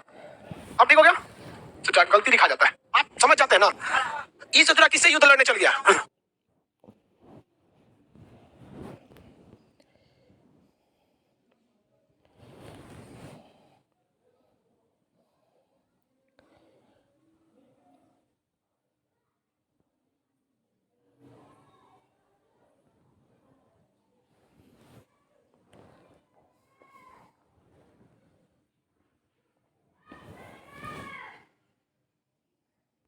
वैवाहिक संबंध दोनों के बीच में क्या हो गया? स्थापित हो गया वैवाहिक संबंध। इसके बेटी उटी से क्या हो गया? सब लोग का घर में संबंध हो गया। तो क्या जरूरत है हल्ला करने का? तो शक शासक जो थे वो कितनी शाखाएं थी?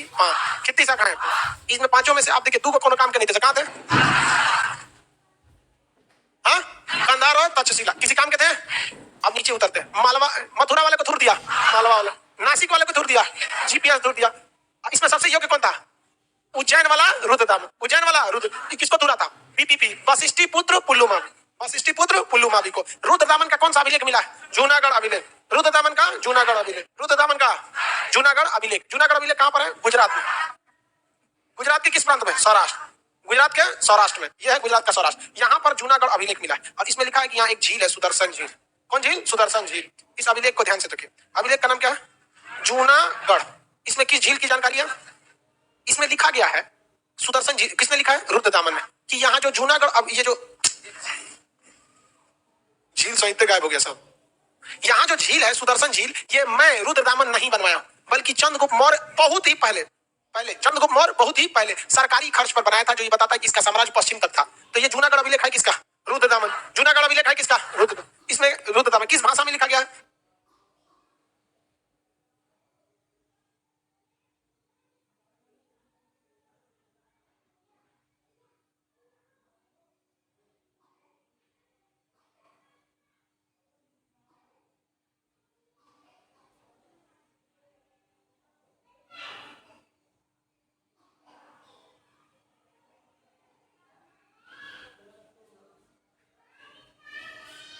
संस्कृत भाषा में, भारत में संस्कृत भाषा में लिखा गया पहला अभिलेख रुद्रदामन का जूनागढ़ अभिलेख। इसमें 3 राजाओं की चर्चा। पहला चंद्रगुप्त, चंद्रगुप्त मौर्य, चंद्रगुप्त मौर्य, इसी ने सुदर्शन झील को बनवाया था। पुनर्निर्माण किसने किया?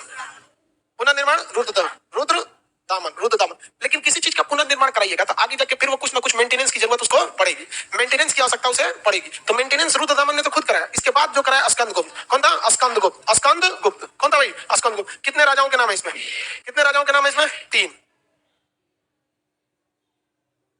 कितने राजाओं के नाम है? 3 राजाओं के नाम है।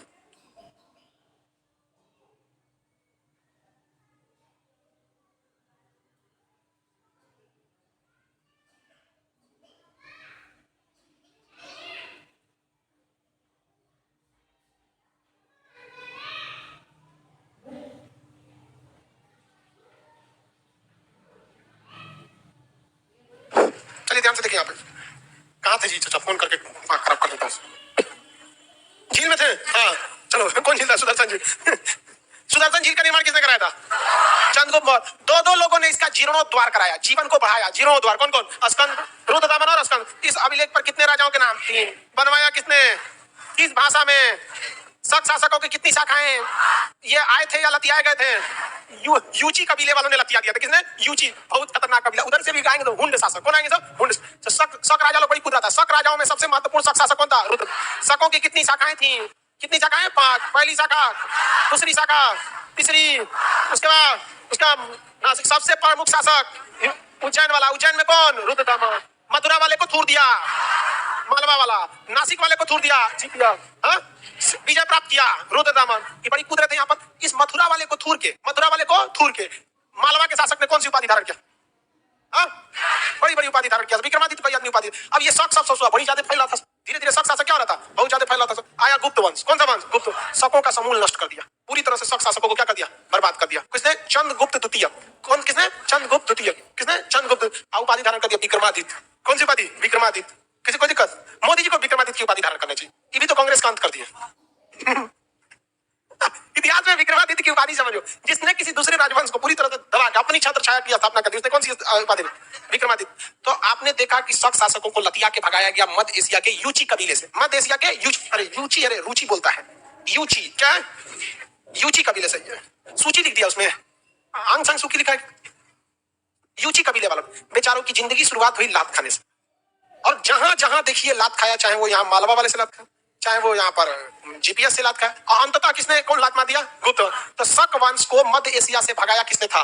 यूची वंश ने। शकों का नाश किसने किया? गुप्त वंश के शासक चंद्रगुप्त द्वितीय। चंद्रगुप्त मौर्य नहीं बोलेंगे, समझिए। द्वितीय का भाई, एक के नाम के कई आदमी अगर आ जाएंगे तो द्वितीय तृतीय लगाना पड़ेगा। चंद्रगुप्त मौर्य यहाँ आ चुका है। क्या आ चुका है? चंद्रगुप्त मौर्य। तो इसे हम लोग नॉर्मल चंद्रगुप्त भी कह सकते हैं, अगर इसका टाइटल मौर्य हटा दे तब चंद्रगुप्त। अब इसने देखा गुप्त शासक की, अगर हम चंद्रगुप्त हम भी लिख देंगे तो लोग कंफ्यूज हो जाएंगे। वो वाला चंद्रगुप्त, हम चंद्रगुप्त। तो इसने अपने आप के नाम क्या लिख दिया? द्वितीय। चंद्रगुप्त द्वितीय। हालांकि ये लॉजिक नहीं है, मतलब आप समझिए, इसी वंश में एक और चंद्रगुप्त प्रथम था, इसी वंश में एक और चंद्रगुप्त द्वितीय था, इसी वंश में। तो जब कभी एक ही वंश में या एक ही इतिहास में दो नाम एक जैसे होते हैं तो पहले वाले में प्रथम, दूसरा वाले में द्वितीय लगा दिया जाता है। ये हम लोग लगाए हैं, उस समय नहीं लगा था। आपके खानदान में मान के चलिए एक ही नाम के कई लोग हो सकते हैं। आपका नाम क्या है? बोलिए ना। अभिषेक। आपके खानदान में भी कोई ना कोई अभिषेक होगा ही। अरे कहीं तो इतना बड़ा खानदान है, चाचा मामा नाना, तो कहीं कहीं होंगे अभिषेक, कोई और होगा। तो आप लोग को कोई दिक्कत होता नहीं है। लेकिन मान के चलिए आप भी बहुत महान आदमी बन गए और एक और जो आपके खानदान में था वो भी महान आदमी बन गया, तब तो इतिहास वालों को दिक्कत हो जाएगी। तो आपको लगा देगा अभिषेक प्रथम, उसको अभिषेक द्वितीय हो गया। अमेरिका यूरोप वाले में सीनियर जूनियर लगाता है, फलाना जूनियर और जूनियर। रुद्र, ये सब शासक समझ में गया? किसी को दिक्कत? आईएसपीके में पहला कौन था? इंडो। उसके बाद शक। इंडो ग्रीक में कई राजा का नाम याद रखें? शक में 5, शक में 5। मथुरा वगैरह वाला को तो उधर वाला तो कोनो काम ही नहीं है सही सब। चलिए बताइए, इंडो ग्रीक के तीन जो आक्रमण थे, आप तीनों आक्रमण देखिए। आक्रमण कितने थे? 2। आक्रमण कितने थे? 2। और उपदेश के लिए कौन आया था? 1। मतलब शिक्षा के लिए आया था 1। इंडो ग्रीक भारत में 4 चीज देखे गए। ज्योतिष, समय, खगोल, गणित, ये देखे गए थे। इंडो ग्रीक का सबसे प्रिय भोजन क्या था? भोजन में मतलब क्या चीज? काली मिर्च। क्या था? काली मिर्च। इंडो ग्रीक में पहला आक्रमणकारी डेमेट्रियस। पहला आक्रमणकारी डेमेट्रियस। दूसरा तीसरा क्या आक्रमणकारी था या दूत था? या दूत किस राजा ने भेजा था? अंतियाल। किस राजा ने भेजा था? अंतियाल। किसने भेजा था? अंतियाल नहीं लिखा है क्या जिधर? अंतियाल ने भेजा था। अब बताइए, इंडो ग्रीक किस पर्वत के पास रहते थे पहले? हिंदुकुश। किस पर्वत के पास? हिंदुकुश। उसे क्या कहा गया? Virus, bacteria. क्या कहा गया? बैक्टीरिया। बायोलॉजी वाला बैक्टीरिया नहीं, जगह का नाम है बैक्टीरिया। अंतियाल का राजदूत का नाम क्या था? हेलियोडोटस। इंडो ग्रीक समझ में आ गया? इंडो ग्रीक अगर आप मतलब सीरियसली पुष्यमित्र शुंग यानी शुंग वंश पढ़े, पुष्यमित्र शुंग, केवल शुंग वंश भी पढ़े ना, तो शुंग वंश में ही आपको पूरा का पूरा इंडो ग्रीक के बारे में पहले ही पता है। बस इसको सीक्वेंस किए। बताइए शकों को किसने थूर के भेजा था? यूज कितने टुकड़े में आए? पहला कंधा, दूसरा हाँ बर्बाद दिया, पहला, दूसरा, तीसरा, चौथा, पांचवा। तू को कोनो काम का नहीं है सर। मथुरा वाला का युद्ध हुआ, मालवा वाला से। नासिक वाले को थूर दिया जीपीएस। सबसे प्रतापी कौन निकला? उज्जैन, उज्जैन वाला। नाम क्या था शासक का? कौन सा अभिलेख मिला? जूनागढ़ अभिलेख। किस भाषा में है? कितने राजाओं के नाम? बनवाया किसने? जीर्णोद्वार 2 लोगों ने कराया। कौन कौन? रुद्रदामन और स्कंदगुप्त। भारत का पहला संस्कृत में मिला अभिलेख जूनागढ़ अभिलेख। सुदर्शन झील किस लिए बनाया गया था? हा? पश्चिमी विस्तार के लिए। मतलब हमको अगर पश्चिमी विस्तार करना है तो वहां जाके वो गढ़ा खुदवा दे। खेती के लिए रे भैया, खेती के लिए, पश्चिमी विस्तार के लिए नहीं था। वो ये बताता है कि इसका पूरा खेत यहाँ तक था, तभी ना सरकारी खर्च में कोई सुदर्शन झील बनवाएगा, उससे नहर वगैरह निकलवाएगा। पश्चिमी विस्तार के लिए नहीं था। वो इस बात की जानकारी भले देता। इसके बाद कौन आएगा? पल्लव नहीं भैया, पल्लव ये वंश अलग है। पल्लव, ये पल्लव दक्षिण भारत में है सब, इसको अलग से पढ़ना है। पल्लव, और यहाँ पल्लव जब पढ़िएगा तो इसमें एक और वंश आएगा चालुक्य। वो भी ससुरा शक वालों की तरह। चालुक्य भी किस तरह है? शक की तरह। क्यों शक की तरह? शक ससुरा सब कई जगह छितराइल है। छितराने का मतलब स्कैटरिंग हियर एंड देयर, इन्होंने छितरा जाना। तो ये जो शक राजा कितने जगह थे? सब 5। तो उसी समय जब दक्षिण भारत में पाएंगे चालुक्य, तो ये भी सोचा कई जगह मिलेगा। चालुक्य बेंगी, चालुक्य वातापी, चालुक्य बादामी हो जाएगा, कल्याणी हो जाएगा, बड़ी बड़ी हो जाएंगे सब यहाँ पर। इसलिए आपको उसमें घबराना नहीं है, चाह देगा। अब इसके बाद कौन आएगा? पहलव। पहलव वंश में पल्लव नहीं है, देखो बताते हैं। एक होता है पल्लव, ये दक्षिण भारत में, ये आपका पहलव, पहलव, पहलव वंश में। तो ये उधर से आए थे सब। पहलव में कुछ खास है नहीं, इसको आप कल समझेंगे। टाइम हो गया। पहलव इसको सही नहीं कराया, टाइम नहीं मिला, सही करा देंगे अब। Morning class. जय हिंद, जय।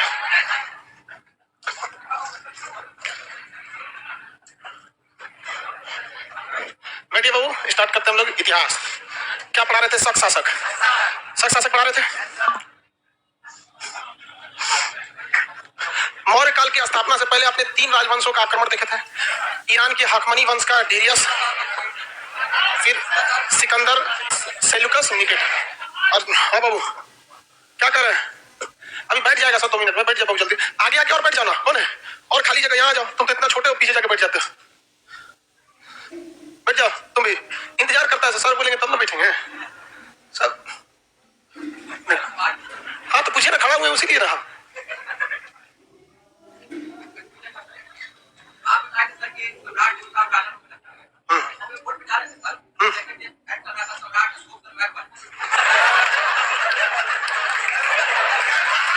बैठ जा, बैठ जा, जल्दी बैठो। तू कहाँ डाल रहा था तुम लोग? बैठिए, वो उन लोग का व्यक्तिगत जीवन है। हाँ हाँ बैठिए। और इनका क्वेश्चन है, पूरा क्लास वाले समझा। बैठिए, आपका क्वेश्चन सबको समझा। हाँ लगा दीजिए। बैठिए।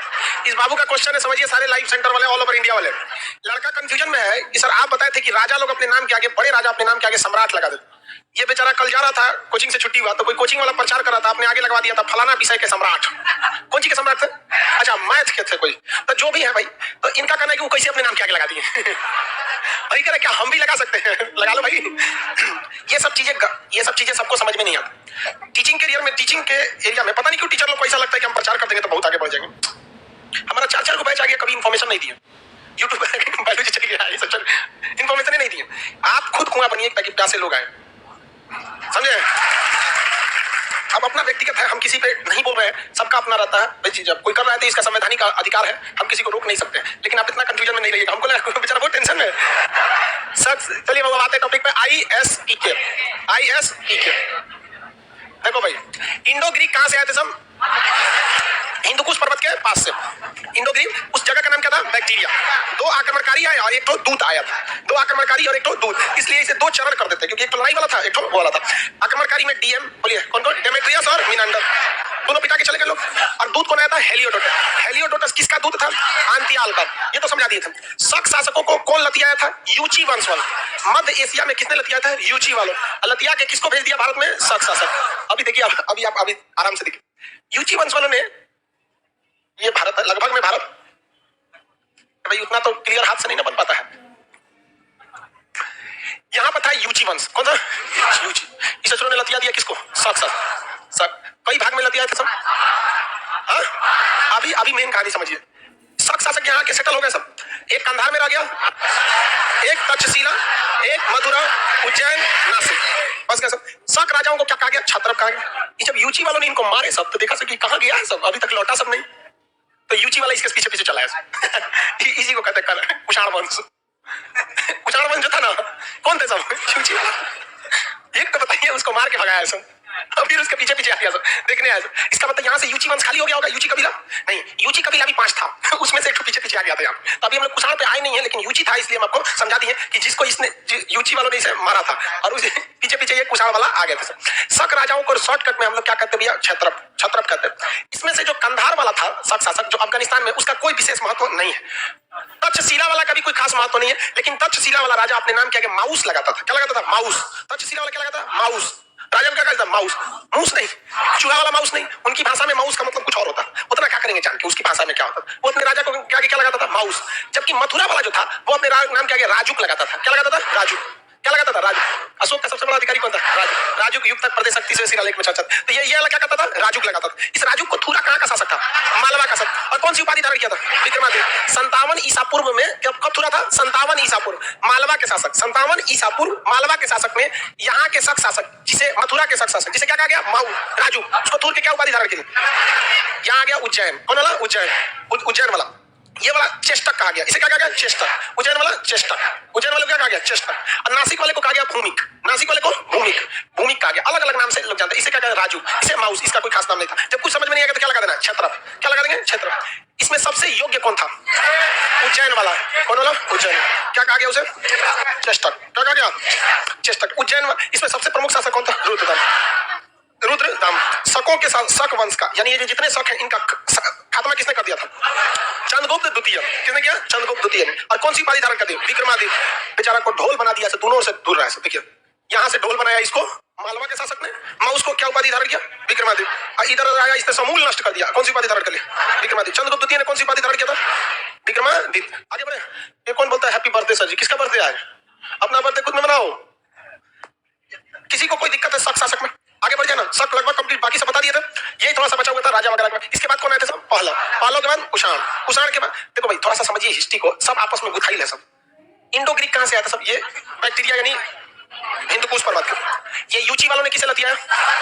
इसी यूची के पास एक और थे, उन्होंने उनको भी लतिया दिया था पहलव को। किसे? पहलव। बहुत मार खाते सब ये ससुरे यूची वाले सब। किसको भगा दिया सब? पहलव को। तो पहलव भी इधर से, शक भी इधर से। इसी यूची वाला में से एक कबीला कुषाण वाला ये खुदे भारत में चलाया। कहां चलाया? भारत में चलाया। और ये जो कुषाण वाला भारत में चलाया, तो अभी भारत में सब चल रहा था। इंडो ग्रीक वाले भी कहीं कहीं थे सब, शक वाले भी थे सब, पहलव वाले भी थे सब, कुषाण वाले भी थे सब। तो ये जो आईएसपीके का काल है, आईएसपीके का एक साथ सब चल रहे थे, जिसको जो जगह मिला वो अपना कब्जा के चल रहा है। इस एरिया में ये मेनली ये वाला एरिया बताइए, ये तो ये छोटे से एरिया में इंडो ग्रीक वाला का था, बैक्टीरिया वाला एरिया। बैक्टीरिया वाला ना वो इधर से चढ़े थे जब विदिशा के पास, तो हमने पुष्पमित्र तूर दिया था, उससे पहले तो नहीं तूरा था। तो ये किसका था? इंडो ग्रीक का था। उसके बाद शकों का तो समझ ही रहे 4-5 जगहों पे था। पहले छोटे मोटे बिखरे थे। कुषाण आया तो पूरी जगह पे फैल गया। कुषाण क्या हो गया? पूरी जगह फैल गया। तो आईएसपीके जो 4 वंश है ये पूरी तरह भारत में क्या कर रहे थे? शासन कर रहे थे। आईएसपीके जो था ये किसका, इसका सबसे प्रतापी मतलब सबसे महत्वपूर्ण वंश कौन सा था? कुषाण। ये इतना योग्य बहादुर इसलिए था कि पहले ही से मरखा था। यहीं से इसने लतिया के भेजा किसको? शकों को, पहलवों को। इन्हीं के डर से भागे थे ये सब इंडो ग्रीक वाले। अब पीछे पीछे खुदे चलाया कौन? कुषाण। अब पूरे भारत पे कब्जा कर लिया। पूरे भारत पर किसने? सीक्वेंस समझ में आ रहा है?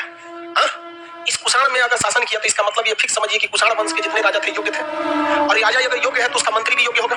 लेकिन इससे पहले एक गलती किया जा चुका है सातवाहन द्वारा। कौन से द्वारा? सातवाहन द्वारा। कौन सी व्यवस्था? सामंती व्यवस्था। कौन व्यवस्था? सामंती व्यवस्था का अनुसरण कौन कर रहे थे? कुषाण शासक। और इसी कुषाण शासक का एक बहुत महत्वपूर्ण सामंत था श्रीगुप्त। क्या नाम था? श्रीगुप्त। कौन से वंश की स्थापना करते? गुप्त वंश। किसका? गुप्त वंश। सब एक में लिंकेज, कोई बहुत बड़ा नहीं है, सब आपस में क्या है? लिंक है। अब अगर देखिए तो हसीन मसूकसा, हसीन मसूकसा, मसूकसा सामंती व्यवस्था किसने चालू किया था? सातवाहन। लेकिन मौर्य वंश के बाद यहाँ पर कौन कौन आ गया भैया? आईएसपीके। आईएसपीके ये इंडो ग्रीक इन सब के डर के मारे इधर से ये अपना क्षेत्रफल विस्तार के लिए आ रहे थे सब। शकों को कौन लतिया दिया था? यूची वालों ने। पहलव वाला डरे भागा था सब इधर में। कुषाण खुद यूची का था, चला आया भारत में और पूरी तरह भारत में क्या कर लिया था? कब्जा कर लिया। क्योंकि इन लोग के धीरे धीरे धीरे धीरे ये इधर पैरेलल बढ़ रहा था। देखिए इधर बढ़ रहा है पैरेलल, इधर इंडो ग्रीक के बाद शक, शक के बाद पहलव, पहलव के बाद कुषाण। ये धीरे धीरे इधर बढ़ रहा है कि नहीं? समय के साथ साथ इधर बढ़ रहा है। उसी तरह ये मौर्य काल के बाद ये भी इधर बढ़ रहा है। शुंग वंश, कर्ण वंश, सातवाहन वंश। समझ गया? तो ये दोनों आपस में एक ही टाइम पे आ गए थे। समझ गया कि नहीं आ गया? ये इधर से बढ़ रहा है, ये इधर से बढ़ रहा है। तो कुषाण वालों ने कौन सी सामंती व्यवस्थापन कर ली? सातवाहन की। और कुषाण राजाओं के ही अपने सामंत थे कौन से? गुप्त शासक। और भारत में कौन सी वंश की स्थापना? गुप्त वंश। कौन वंश? गुप्त वंश। और यही गुप्त वंश वाला है कौन? यही गुप्त वंश वाला है जो किसका सामंत था? कुषाण वंश का सामंत है। कुषाण वंश के सामंत यानी अधिकारी, सामंत तो समझा दिया ना। कुषाण वंश के सामंत यानी अधिकारी ने ही कौन से वंश की स्थापना किया? गुप्त वंश। लेकिन उस वक्त भी इंडो ग्रीक थे, शक थे, पहलव थे, ये पैरेलल चल रहा था, जिसको जहां अपना अपना क्षेत्र मिला। इस गुप्त वंश में कई शासक आए, श्रीगुप्त आए, घटोत्कच आए, चंद्रगुप्त प्रथम आया, समुद्रगुप्त आया, चंद्रगुप्त रामगुप्त आया, चंद्रगुप्त द्वितीय आया। चंद्रगुप्त द्वितीय कहा कि ससुराई कौन सी कर रहा है, समझे, सब खत्म, सब खत्म। क्या उसने कुषाण को भी खत्म किया? भैया कुषाण को तो पूरे पूरे वोट गया, क्योंकि कुषाणे का वो क्या था? सामंत था। कुषाण का क्या था? सामंत। तो कुषाण को तो ऐसे ले गया, पहले कोनो काम का नहीं थे, शकों का पूरी तरह से क्या कर दिया? नाश कर दिया। आप लिंक समझ रहे हैं कि नहीं समझ रहे? क्या आप गुप्त काल को और कुषाण काल को अलग अलग समझेंगे? नहीं, ये इसी का क्या था? सामंत था। और इन सब ये सबके लतियाने के पीछे किसका हाथ था? युची। और खुद कुषाण किसका था? युची का था। अब कुषाण में से ही एक नया वंश निकला, कौन सा? गुप्त। अब भैया गुप्त में से भी तो सामंत रहेंगे सब ना, गुप्त में से सामंत नहीं रहेंगे सर, ओ में से चालुक्य, मालवा, गढ़वाल, ये सब बड़ी बड़ी निकले हैं सब यहाँ पर। तो ये सब भी आगे हम लोग समझेंगे। अब स्टार्ट कौन सा करते हैं? पहलव। ये समझ में आ गया ना? पहलव को स्टार्ट करते हैं। शक में किसी को दिक्कत नहीं, शक में हम बर्बाद देते हैं, कुछ गलती मतलब नहीं लिखा था। शक शासक में लाइए तो मटेरियल लेकर उसमें थोड़ा सा सुधार देते हैं, कोई दे दो भाई।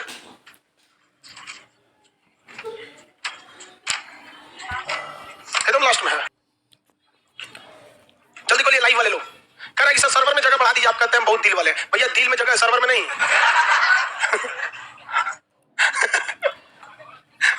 सर्वर में जगह बढ़ाइए। कहा गया है इंडो ग्रीक हो गए, सब यूनानी हो गए, शक। शक को कोई क्या कहा गया था? सीथियन कहा गया। शक को क्या कहा गया? सीथियन कहा गया। उसमें देखिए कंधार लिखा है, इसमें तो लिखा ही हुआ है जी। तक्षशिला वाला पाकिस्तान था, पाकिस्तान लिखा ना, तक्षशिला में पाकिस्तान। यहाँ देखिए पेज नंबर 19 नीचे क्या लिखा है? शक राजाओं को क्षेत्र कहा जाता था, ये भारत में 5 जगहों पर बसे, एक जगह कंधार। तो भैया उस समय अभी मत कहिएगा कि ये तो अफगानिस्तान है, उस समय भारत में ही था, उस समय अफगानिस्तान भारत में। उसके नीचे क्या लिखा है? तक्षशिला पाकिस्तान। ब्रैकेट में आगे क्या लिख देंगे? माउस। क्या लिखेंगे? देखिए माउस, चूहा वाला माउस नहीं, माउस, माउस हो गया। उसके बाद कौन सा है? मथुरा वाला का राजुक। मथुरा के राजा को क्या कहा गया? राजुक, राजुक। उसके बाद तो लिखा ही है उज्जैन वाला चेष्टा किया जसुमती हो गया। मथुरा वाला क्या कहलाएगा? राजुक। आप बताइए राजुक को किसने हराया था? किस शासक ने? मालवा के शासक। मालवा के शासक कौन सी उपाधि धारण किया? पीडीएफ ब्लैक है, आगे सुधर जाएगा लाइव वाले आप लोग का। नासिक में उसमें तो लिखा है उज्जैन वाला का चेष्टक, मथुरा वाले का भूमि। मथुरा के राजुक शक को मालवा के शासक ने कब हराया? देखिए 57 ईसा पूर्व पराजित किया। कौन सी उपाधि धारण किया? विक्रमादित्य उपाधि धारण। चलिए अब कौन सा आते हैं हम लोग नीचे? ग्रेगोरियन कैलेंडर छोड़िए, कैलेंडर बाद में बताएंगे, कैलेंडर को बाद में बताएंगे। इधर आते हैं हम लोग, कौन सा? पहलव वंश। पहलव वंश में कैलेंडर जस्ट ये कुषाण खत्म हो जाएगा तो क्या बताएंगे? कैलेंडर आईएसपीके में, आईएसपीके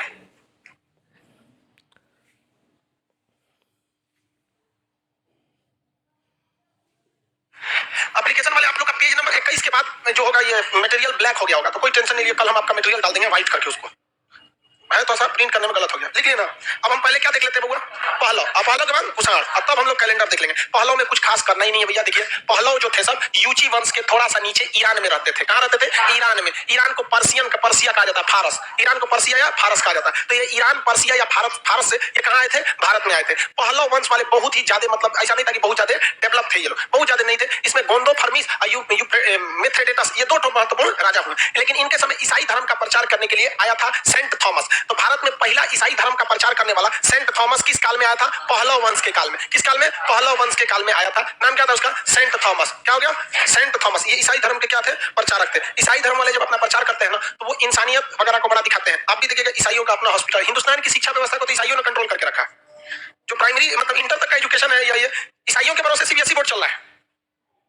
ICSE board. Oh my god give me courage to do what is right. हम लोग ईसाई स्कूल में पढ़े थे शुरू में, सीबीएसई बोर्ड में तो यही प्रेयर होता था। आज oh my god give me courage to do what is right, ऐसे करके कुछ होता था। भुला गया आदमी, अब आज से 30-35 साल हो गए, प्रेयर के लिए याद रहेगा। चलिए यहाँ समझिए, ये ईरान, फारस या पर्सिया के थे, जिस कारण इन्हें क्या कहा गया? पर्सियन कहा गया। इन्होंने अपनी राजधानी पुरुषपुर यानी पेशावर, पाकिस्तान में है, पेशावर को बनाया था। इस वंश के संस्थापक कौन थे? मिथ्रेडेटस। कौन थे? मिथ्रेडेटस। इस वंश के योग्य शासक का नाम गोंदो फर्मिस। बोले थे 2 ही राजा का नाम याद रखना है। मिथ्रेडेटस क्या थे? शासक, और इसके योग्य शासक गोंदो फर्मिस। गोंदो फर्मिस। पाकिस्तान के तख्ते गढ़ी से एक अभिलेख मिला है जो खड़ोष्ठी लिपि में। आप बताइए पाकिस्तान की जितनी लिपियां है किस लिपि में? तख्ते गढ़ी किस वंश, किसकी लिपि है भाई? किसकी? पहलव वंश का। तख्ते गढ़ी जो अभिलेख है वो किस वंश का है?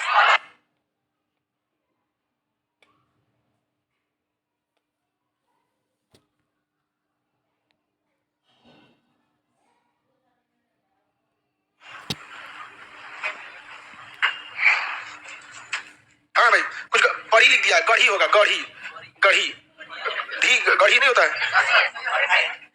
तख्ते गढ़ी अभिलेख मिला, यह खरोष्टी लिपि में। इस समय पुर्तगाल का ईसाई धर्म प्रचारक सेंट लेक डैश हो गया है थॉमस बर्लिन, सेंट थॉमस कौन आया था? सेंट थॉमस, ईसाई धर्म के प्रचार के लिए तख्ते गढ़ी, और सेंट थॉमस आया था ईसाई धर्म का प्रचार वाला। भारत में पहला ईसाई मिशनरी कौन थे? Saint Thomas. ईसाई लोग में ना बहुत ज्यादा इंसानियत होती है, इंसानियत मतलब बहुत समझदार होता है। कत्ल करने के बाद मतलब बहुत ज्यादा देखे तलाउजी वगैरह थे सब, कितना यहाँ मारकाट मचाया था सब, बहुत सब, लेकिन उन सबका दिमाग बहुत तेज होता है। ईसाई सबका मॉडर्न होते हैं। चम्मच चम्मच से खाने की व्यवस्था किसने लाया था? ईसाई। हम लोग ऐसे तो नहीं करते, पलती मारा जमीन पर लिया थरिया चालू, वही सब लाया, सब डाइनिंग टेबल, ये सब बेंच पर बैठ के पढ़ने की व्यवस्था उन्हीं ने लाया किया। हम लोग बोरा बिछा के पढ़ने वाला बचपन में तो अच्छा तो अभी पढ़ रहा है सब। चलिए अब आगे देखते हैं। इसके बाद कौन सा था? कुषाण वंश। कुषाण चालू करें, कुषाण वंश के बारे में स्टार्ट करते हैं। ये बहुत महत्वपूर्ण था कुषाण। कौन सा पढ़ना हम लोग को? कुषाण। कुषाण आए कहां सबसे? ये किस कबीला के थे सब? यूची कबीला। ये जगह है यूची। कौन जगह है? यूची। यूची कहां पर है? मध्य एशिया में। मध्य एशिया की सबसे महत्वपूर्ण नदी का नाम है आमू दरिया। क्या नाम है? आमू दरिया। मध्य एशिया का सबसे प्रमुख नदी आमू दरिया। ये इनका क्षेत्र आमू दरिया के आसपास था, बहुत बड़ी नदी है आमू दरिया नदी। ये आमू दरिया नदी में यूची कबीला था जिसमें 5 गुट थे। यूची कबीला में कितने गुट थे? 5। ये बहुत ही मरखा थे सब, अगल बगल वालों को मार मार भगाते रहते थे सब, जिसमें यहाँ पे देखेंगे इंडो ग्रीक वाले सबसे हुआ, पहलो से हुआ और शक वालों से हुआ। ISP इंडो ग्रीक वाला इन्हीं सबसे डरे रहते थे सब। शक वालों को तो लतिया दिया, पहलो वालों को भी सब नहीं छोड़ता था। इसी में से सबसे आ गया कौन? कुषाण। कौन आ गया? कुषाण वंश। कुषाण वंश जो थे इसके संस्थापक थे कुडुल कडफिसस। कौन थे? कुडुल कडफिसस। कुषाण वंश के संस्थापक कुडुल कडफिसस। कुषाण के संस्थापक कुडुल कड। इन्होंने तांबे का सिक्का चलाया था। कौन सा सिक्का? तांबे का। लेकिन तांबे का सिक्का का इनका नाम थोड़े ना होने वाला है। तांबा का सिक्का मानव द्वारा खोजा गया पहला धातु कौन था? और तांबा का सिक्का चला दिया तो कौन पूछता है आपको? तो तांबे का सिक्का कुषाण वंश के किस शासक ने चलाया था? कुडुल कडफिसस। इसके बाद आया भीम कडफिसस। कौन आया? भीम कडफिसस। कुषाण के बाद भीम कडफिसस। भीम कडफिसस जो था वो शंकर जी का बहुत बड़ा पुजारी था, शैव वंश को मानता था। किसे मानता था? शैव संप्रदाय को मानता था। शैव शंकर जी का, भोलेनाथ का। तो इसे जो था ये भीम कडफिसस था, लेकिन ये भी बहुत ही ज्यादा योग्य नहीं था। तो कुषाण वंश में शुरुआत के जो 2 राजा थे वो कुछ खास काम के नहीं थे। क्या क्या नाम था भैया? कुडुल कडफिसस और भीम कडफिसस। ये कुछ खास काम नहीं किए। इसके बाद आया कौन? कनिष्क। कौन है? कनिष्क। कनिष्क आया, बहुत ही योग्य शासक था। कहा कि भाई हम कनिष्क जो है बहुत ही योग्य शासक थे। इसने 78 ईस्वी में, कब थे? 78 ईसा पूर्व खत्म। ईसा पूर्व खत्म। तो क्वेश्चन ध्यान से समझिएगा। अब यहाँ से आपको डेट बाई डेट पढ़ना है। 1840 में, 85 में, 86 में, इस टाइप का आपको पढ़ना है। समझ रहे हैं? तो अब आपको जरूरी हो गया। ईस्वी से पहले वाले में इंपॉर्टेंट नहीं होता है, हेल गया अब इंपॉर्टेंट हो। 78 ईस्वी में क्या कराया? अपना राज्याभिषेक कराया। क्या कराया? राज्याभिषेक कराया। और ये राज्याभिषेक के समय में इसने कैलेंडर जारी किया था, कुषाण कैलेंडर। कौन कैलेंडर? कुषाण कैलेंडर। लेकिन कुषाण कैलेंडर को चोरी कर लिया किसने? शक राजाओं ने। किसने चालू किया? चोरी किया। क्या जब कुषाण वंश की स्थापना हो रही थी तो शक खत्म हो गए थे? शक तो कुषाण वंश के बाद तब थे सबसे। कुषाण वंश खत्म हो गया था क्योंकि खुद इसके सामंत ने कुषाण को तोड़कर गुप्त वंश स्थापना कर दिया था। लेकिन तब तक कौन चल रहा था? शक चल रहे थे। और ये गुप्त काल चल रहा था। श्रीगुप्त, घटोत्कच, चंद्रगुप्त प्रथम, समुद्रगुप्त, कुमारगुप्त, उसके बाद आया चंद्रगुप्त द्वितीय। इसने शकों को मारा। इसका मतलब रहा कि कुषाण वंश बाद में आया और पहले निपट गया, शक पहले आया, बड़ी देर तक रहा, और ये सब ससुरा चोरी कर लिया सब कुषाण का कैलेंडर। कौन सा कैलेंडर? कुषाण का कैलेंडर। और वो चोरी करके क्या कहता है सब कि मेरा कैलेंडर है। और ये ऐसा झूठ बोला कि आज भी लोग बेचारा कुषाण के कैलेंडर को शक संवत कहते हैं। संवत मतलब था कैलेंडर, शाखा कैलेंडर। इंग्लिश वाला कोई अक्षर ए होता है। इंग्लिश अल्फाबेट में ए जो है ना, ए बहुत खलिया अक्षर है, किसी के आगे आ जाता है। राम लिखना है, वो है कुछ नहीं, राम है। समझ में गया? सब में ए आ जाता है। तो शक कैलेंडर को शक बोलना चाहिए ना, तो में ए आ जाता है, शाखा कैलेंडर। क्या बताइए भैया, शक कैलेंडर शकों ने बनवाया था? किसने बनवाया था? चोरी करके झूठ बोल दिया। यहाँ पर झूठ बोलना भी अपने आप में एक कला है। मैनिपुलेट करने की क्षमता बहुत जबरदस्त होनी चाहिए, बहुत ही जबरदस्त। अगर आपको मैनिपुलेट करना नहीं आता है इस दुनिया में तो बहुत कम सक्सेस होंगे, क्योंकि आज के वक्त में सबसे बड़ा गुनाह यह है कि आप बेगुनाह हैं। समझे? हिटलर ने कहा था अगर एक झूठ को 100 बार बोलने लगेगा तो वो क्या हो जाएगा? सच। एक झूठ को 100 बार बोलेगा तो सच हो जाएगा। इसका एग्जांपल आपको देखते हैं। भारत आजाद हुआ 1947 में, लेकिन क्या हमको सत्ता मिल गई थी 1947 में? अंतरिम सरकार मिली थी, लॉर्ड माउंटबेटन के देखरेख में काम कर रहे थे। भारत में चुनाव पहली बार कब हुआ? 1951 से चालू हुआ 52 में। आप 51 मान लीजिए चालू हो गया था यहाँ पे। संविधान लागू हुआ 1950। 51 में पहली बार चुनाव हुआ। अभी क्या चल रहा है? 2021। यानी नियमतः मतलब ओरिजिनली सरकार चलते हुए ये जो भारत की सरकार है वो 1951, क्योंकि 50 से संविधान लागू हो गया, अंग्रेज लोग खत्म हो गए।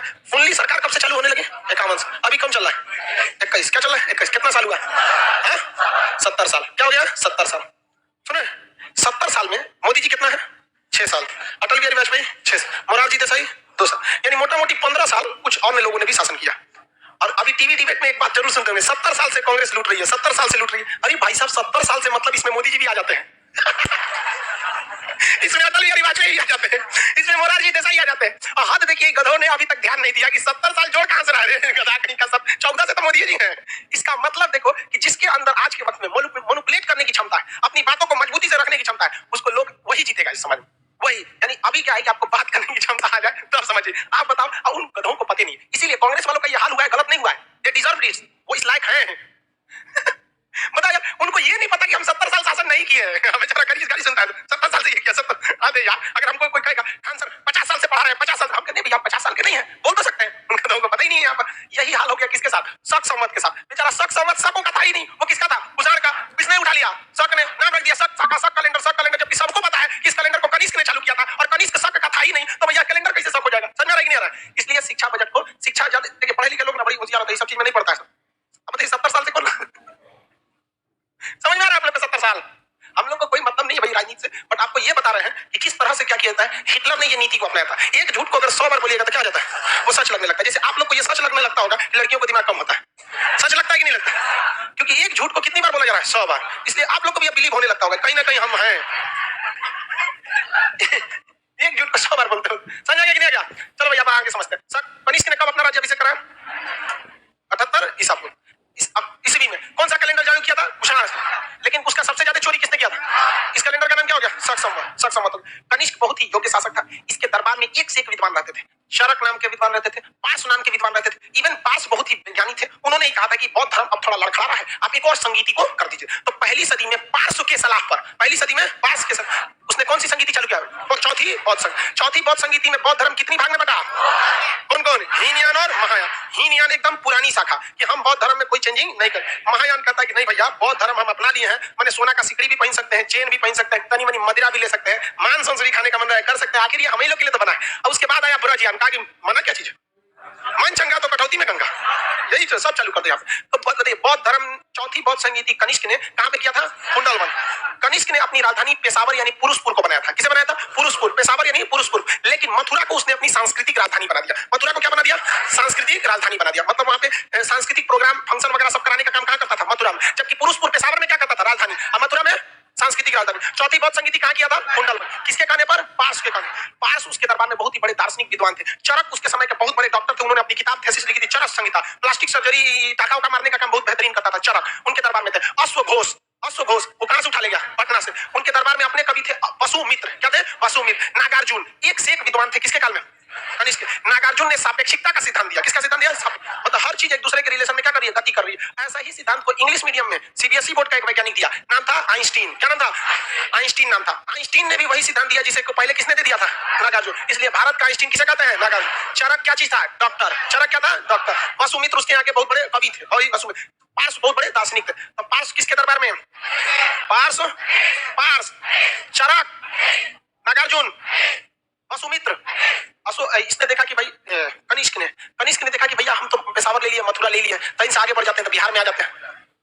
कह लीजिए जी, बिहार में इसने आ गया पाटलिपुत्रा पे आक्रमण कर दिया। कहां कमर किया? पाट। और यहाँ महात्मा बुद्ध जिस बर्तन में भिक्षा मांगते थे, भिक्षा पात्र, उस भिक्षा पात्र को उठा ले गया। कहा कि ये तो बहुत इंपॉर्टेंट चीज। अब सोचिए ना, राम जी का धनुष अगर किसी को मिल जाए और कितना इंपॉर्टेंट होगा वहां पे, बहुत बड़ा इंपॉर्टेंट हो जाएगा। तो जो भगवान जो थे भाई, उनका खुद का यूज किया हुआ सामान अगर मिल जाए तो इससे बड़ा सौभाग्य क्या बात है। अब बस ये है कि आप उस भगवान को मानते ही नहीं मानते। नहीं समझे? ये बड़ी खराबी होती है हिंदुस्तान वालों में। जिस भगवान को मानेगा उस भगवान की बहुत रिस्पेक्ट करेगा, और जिस भगवान को नहीं मानेगा उसका दिल से बेइज्जत करने में लग जाता है। अरे भाई क्या जरूरत है तुमको करने की? जो उसे मान रहा है वो पागल नहीं है।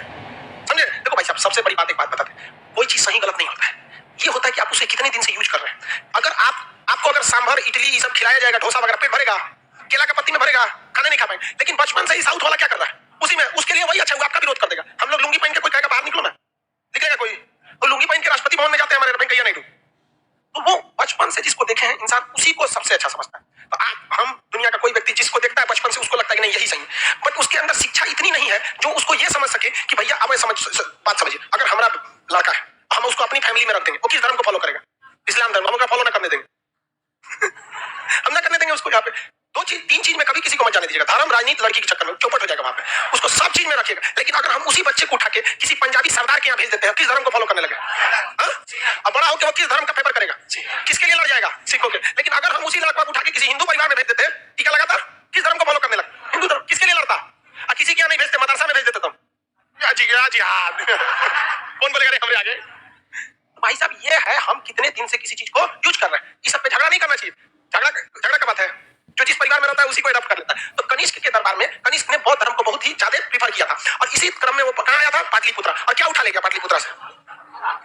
भिक्षा पात्र उठा के ले गया। महात्मा बुद्ध जिसमें भिक्षा मांगते थे उसी में से भिक्षा पात्र उठा के लेके चला गया। और यहाँ का सबसे प्रमुख विद्वान अश्व घोष को भी कहाँ लेके चला गया? पाटलिपुत्रा, अपने यहाँ लेकर चला गया। अश्व घोष की पुस्तक का नाम बता सकते हैं? अश्व घोष की पुस्तक का नाम बीच में कौन खड़ा होकर कौन बताएगा? हाँ, मेन बुद्ध चरित्र, एक उसको याद रखिएगा, बुद्ध चरित्र वाला नहीं भूलिएगा, बहुत पूछता है। अश्व घोष ने कौन लिख दिया था?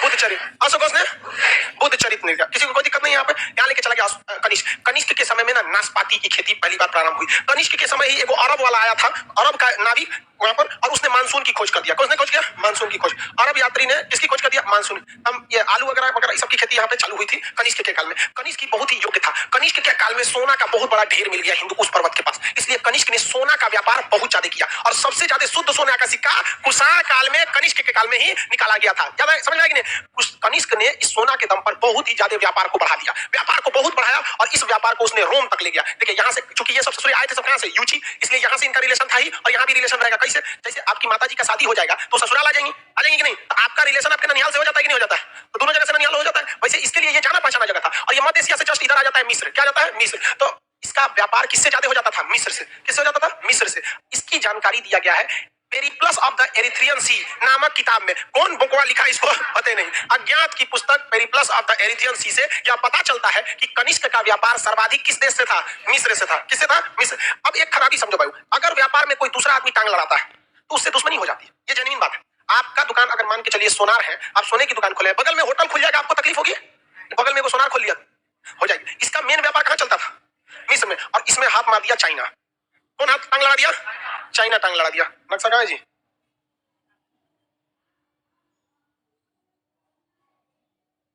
दिख रहा है ये वर्ल्ड मैप? धुंधला दिख रहा है?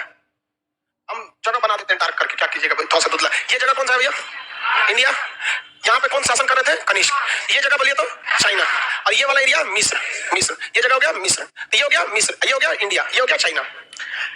यहां से मिस्र के लोग सोना से भी ज्यादा अब वैल्यू देने लगे रेशम के कपड़े को। किसे कपड़े को? रेशम। और उस वक्त रेशम बनाने की टेक्नोलॉजी केवल और केवल चाइना के पास। और रेशमी कपड़ों का मांग इतना बढ़ गया कि राजा भी रेशम का नहीं देखते, वो तिरपाल ओढ़ले रहता है राजा, वहां पे उस ऊपर से तिरपाल ओढ़ले रहता वहां पे। वहां की यूरोप यूरोप में देखिएगा ना, अमेरिका वगैरह में, तो लड़की सबका जब शादी होता है ईसाई सबका, तो कपड़ा पहन लेंगे सब, आई से तिरपाल बांध लेंगे सब, लसराते चलेगा, उसको गाउन बोलती है सब, तिरपाल टाइप का रहता है, सब रेशम का होता है। तो रेशम का व्यापार चीन बहुत बढ़ा दिया, और रेशम को ले आने के लिए इसने दो रास्ते को बनाया। एक ऊपर से रेशम मार्ग जाता था, और एक समुद्र से जाता था रेशम मार्ग। तो चीन का रेशम मार्ग से किस चीज का व्यापार होता था? रेशम का व्यापार होता था। और यह व्यापार कहीं ना कहीं कनिष्क को टक्कर देने लगा था, क्योंकि सोना के बाद अब सोना सारे लोग नहीं खरीद सकते, नहीं खरीद सकते। दूसरा, सोना किसी खास मौके पर खरीदा जाता है, लगन में, दीपावली में शुभ होता है, ऐसे चल। लेकिन ये सब कपड़े तो कोई कभी भी खरीद सकता था वहां पे। अब कनिष्क कहा कि अब क्या करें, रेशम हमें भी चाहिए होता है। तो चाइना वालों से कहा कि रेशम बनाने की टेक्नोलॉजी हमें भी दे दो। कहा कि नहीं देंगे, क्या कर लोगे यहाँ पे? कहा ग्रुप बताते तो क्या कर लेंगे हम यहाँ पे। हम बौद्ध धर्म को मानते जरूर है, लेकिन बौद्ध धर्म में जो एक अहिंसा पढ़ाया गया है ना, उसको हम कतई नहीं मानते हैं। कहा कि तुम अब देखिए, नीचे में कनिष्क की नौसेना मजबूत नहीं थी, कनिष्क की नौसेना मजबूत नहीं थी। ऊपर वाला इस रेशम मार्ग पर कनिष्क ने क्या कर दिया? आक्रमण कर दिया, और वहां के जितने व्यापारी थे उनको पकड़ के इस मार मारा ना, इतना मार मारा, कोई नहीं बोला था ये बनता कैसे है, बस मार रहा था। वो कह रहा कि छोड़ेगा तब तो बताएंगे कैसे बनता है। मार मार के रद्द कर दिया, और कहा कि हम तुमसे बस रेशम ही ना पूछ रहे थे। आज के बाद इधर से एको को रेशम की बैलगाड़ी गुजरी या काफिला गुजरा तो उसमें से मेरा टैक्स लगेगा। क्या लगेगा? टैक्स लगेगा। समझा कि नहीं? ये वही चाइना केवल और केवल कनिष्क की भाषा समझता है। वहां जाके नेहरू की तरह हम लोग 62 में लड़ाई में और गलवान में घुस गया तो कोर कमेटी की बैठक करेंगे, यहाँ पे नहीं मानेगा। यहाँ पे थूर थार को रद्द कर दीजिए, भाई बिना प्रीत कहा यहाँ पे। जब तक डरेगा नहीं तब तक कोई आपकी बात नहीं सुनता है यहाँ पे। ऐसे कनिष्क की तरफ थूरना चाहिए, चाइना को आराम से समझ जाएगा। वहां गलवान वगैरह उसको हम लोग को धमकी देता है चाइना, ओपन बोलता है वहां का विदेश मंत्रालय की भारत को 1962 नहीं भूलना चाहिए। अरे जयशंकर प्रसाद हमारा विदेश मंत्री, एक बार बोलिए ना कि चाइना को कनिष्क को नहीं भूलना चाहिए। हाँ, आपके मुंह में दही जमा हुआ है, हम विरोध करेंगे तो लोग हमें विरोध करने लगता है। तो मोदी जी को समझाएगा, अरे मोदी जी विष्णु भगवान थोड़े हैं। हाँ, यहाँ पे हमारी बेइज्जती कोई करेगा? देखिए, हमारी इज्जत करो, हमारी इज्जत करो मत करो, हमारे देश की इज्जत करो, हम तुम्हारी इज्जत करेंगे। हमारे देश पे उंगली उठाएगा ना, सोचो हम कुछ भी कर देगा आदमी। यहाँ पे भारत को बोलना चाहिए कि नहीं बोलना चाहिए? ये भुला गया तो आप व्यापार रेशम ले आता था, पहुंचा देता था, लीजिए हम लेके जाएंगे आप। तो रेशम मार्ग पर अधिकार करने वाला शासक कनिष्क बेचारा को बर्बाद कर दिया पूरा व्यापार। वहां से कनिष्क ने यहाँ से रेशम ले लिया था। कनिष्क बहुत ही योग्य शासक था, उसकी योग्यता में आप कहीं से कोई उंगली नहीं उठा सकते, बहुत ही योग्य था। इसकी थल सेना ज्यादा मजबूत थी वनस्पति की, इसकी नौसेना की। कनिष्क बहुत ही विद्वान भी था। इसके समय में मतलब बौद्ध धर्म की बहुत ज्यादा प्रचार हुआ, और इसमें बौद्ध धर्म को ये शाखा को मानने लगा था, महायान को, हीनयान को नहीं मानते। खुद इसके जो नागार्जुन थे वो शून्यवाद को मानने लगे। किसको मानने लगे? शून्यवाद। बाद में धीरे धीरे इसके जो मतलब आगे उत्तराधिकारी आए लोग वो उतने योग्य नहीं आए लोग, जिस वजह से किसी भी वंश का तो पतन होना तय है। इसके जो उत्तराधिकारी आए वो योग्य नहीं थे, वासुदेव वगैरह छोटे मोटे राजा हुए, जिस वजह से इसके खुद के सामंत जो थे वो ज्यादा क्या होने लगे? बढ़ने लगे। सामंत लोग क्या हो गए? बढ़ने लगे, क्योंकि इसके कुषाण के राजा उतना मतलब डेवलप नहीं थे, इसके वंश के आगे वंश वाले उतना नहीं आगे बढ़े, तो इसके सामंत ही क्या होने लगे? आगे बढ़ने। इसके कई सामंत कुषाण वंश से अलग हो गए। जो इतना बड़ा एरिया था ना कुषाणों का, तो कुषाण वंश के कुछ सामंतों ने इधर से अलग हो गए, कोई सामंत इधर से अलग हो गए। इसमें 3-4 सामंत अपना अपना क्षेत्र लेके क्या कर लिए? अलग कर लिए। सामंतों के पास जमीन होती थी कि नहीं होती थी? ये जमीन किस रूप में आती थी? वेतन के रूप में। तो छोटे मोटे सामंत इससे अलग होने लगे। इनफैक्ट इससे बहुत सारे सामंत अलग हुए, लेकिन उसमें सबसे बड़ा सामंत निकला गुप्त वंश। कौन वंश? गुप्त वंश। देखते देखते कुषाण वंश धरा का धरा रह गया, उसके जगह पे खड़ा हो गया कौन सा वंश? गुप्त वंश। और गुप्त वंश में एक से एक योद्धा, एक से एक वीर शासक आए, जिसमें 2 सबसे प्रमुख था। एक का नाम था समुद्रगुप्त। समुद्रगुप्त ने कहा था कि अगर हमसे हमारे ऊपर के सीनियर यानी कुषाण कौन थे? कुषाण। गुप्त के लिए तो सीनियर कौन हो जाएगा? कुषाण। अगर थल सेना को जीत सकते हैं तो मैं नौ सेना को जीत सकता हूं। समुद्रगुप्त ने दक्षिण भारत में पूरी तरह से कब्जा करने के लिए कह दिया, और कहा जाता है समुद्रगुप्त का घोड़ा 3 समुद्र का पानी पीता था, यानी दक्षिण भारत में भी उसका पूरी मजबूती से पकड़ हो गया। धीरे धीरे तो देखिए कनिष्क तो रहने खत्म हो गया, इसके जगह पे कौन आ गया? गुप्त। और गुप्त आया तो इधर वालों को सबको क्या कर दिया था? साफ कर दिया। समझ में आ रहा है कि नहीं आ रहा? दो कैलेंडर समझिए। ये राज्याभिषेक के समय कौन सा कैलेंडर चालू किया भाई? शक संवत। कितने ईस्वी में?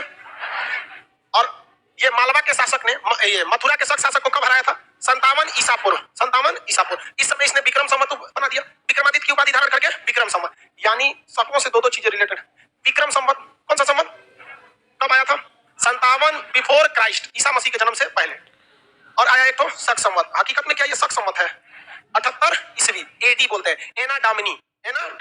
मेरे ईश्वर के साम्राज्य में। ईसाई लोग का मानना है कि जब ईसा मसीह का जन्म हो गया तब से लेके आज तक ईसा मसीह अभी भी जिंदा है, वो मरे नहीं है। तो कौन बोलता है कि उसका भगवान मरा हुआ है? हिंदू बोलता है कि राम जी मर गए।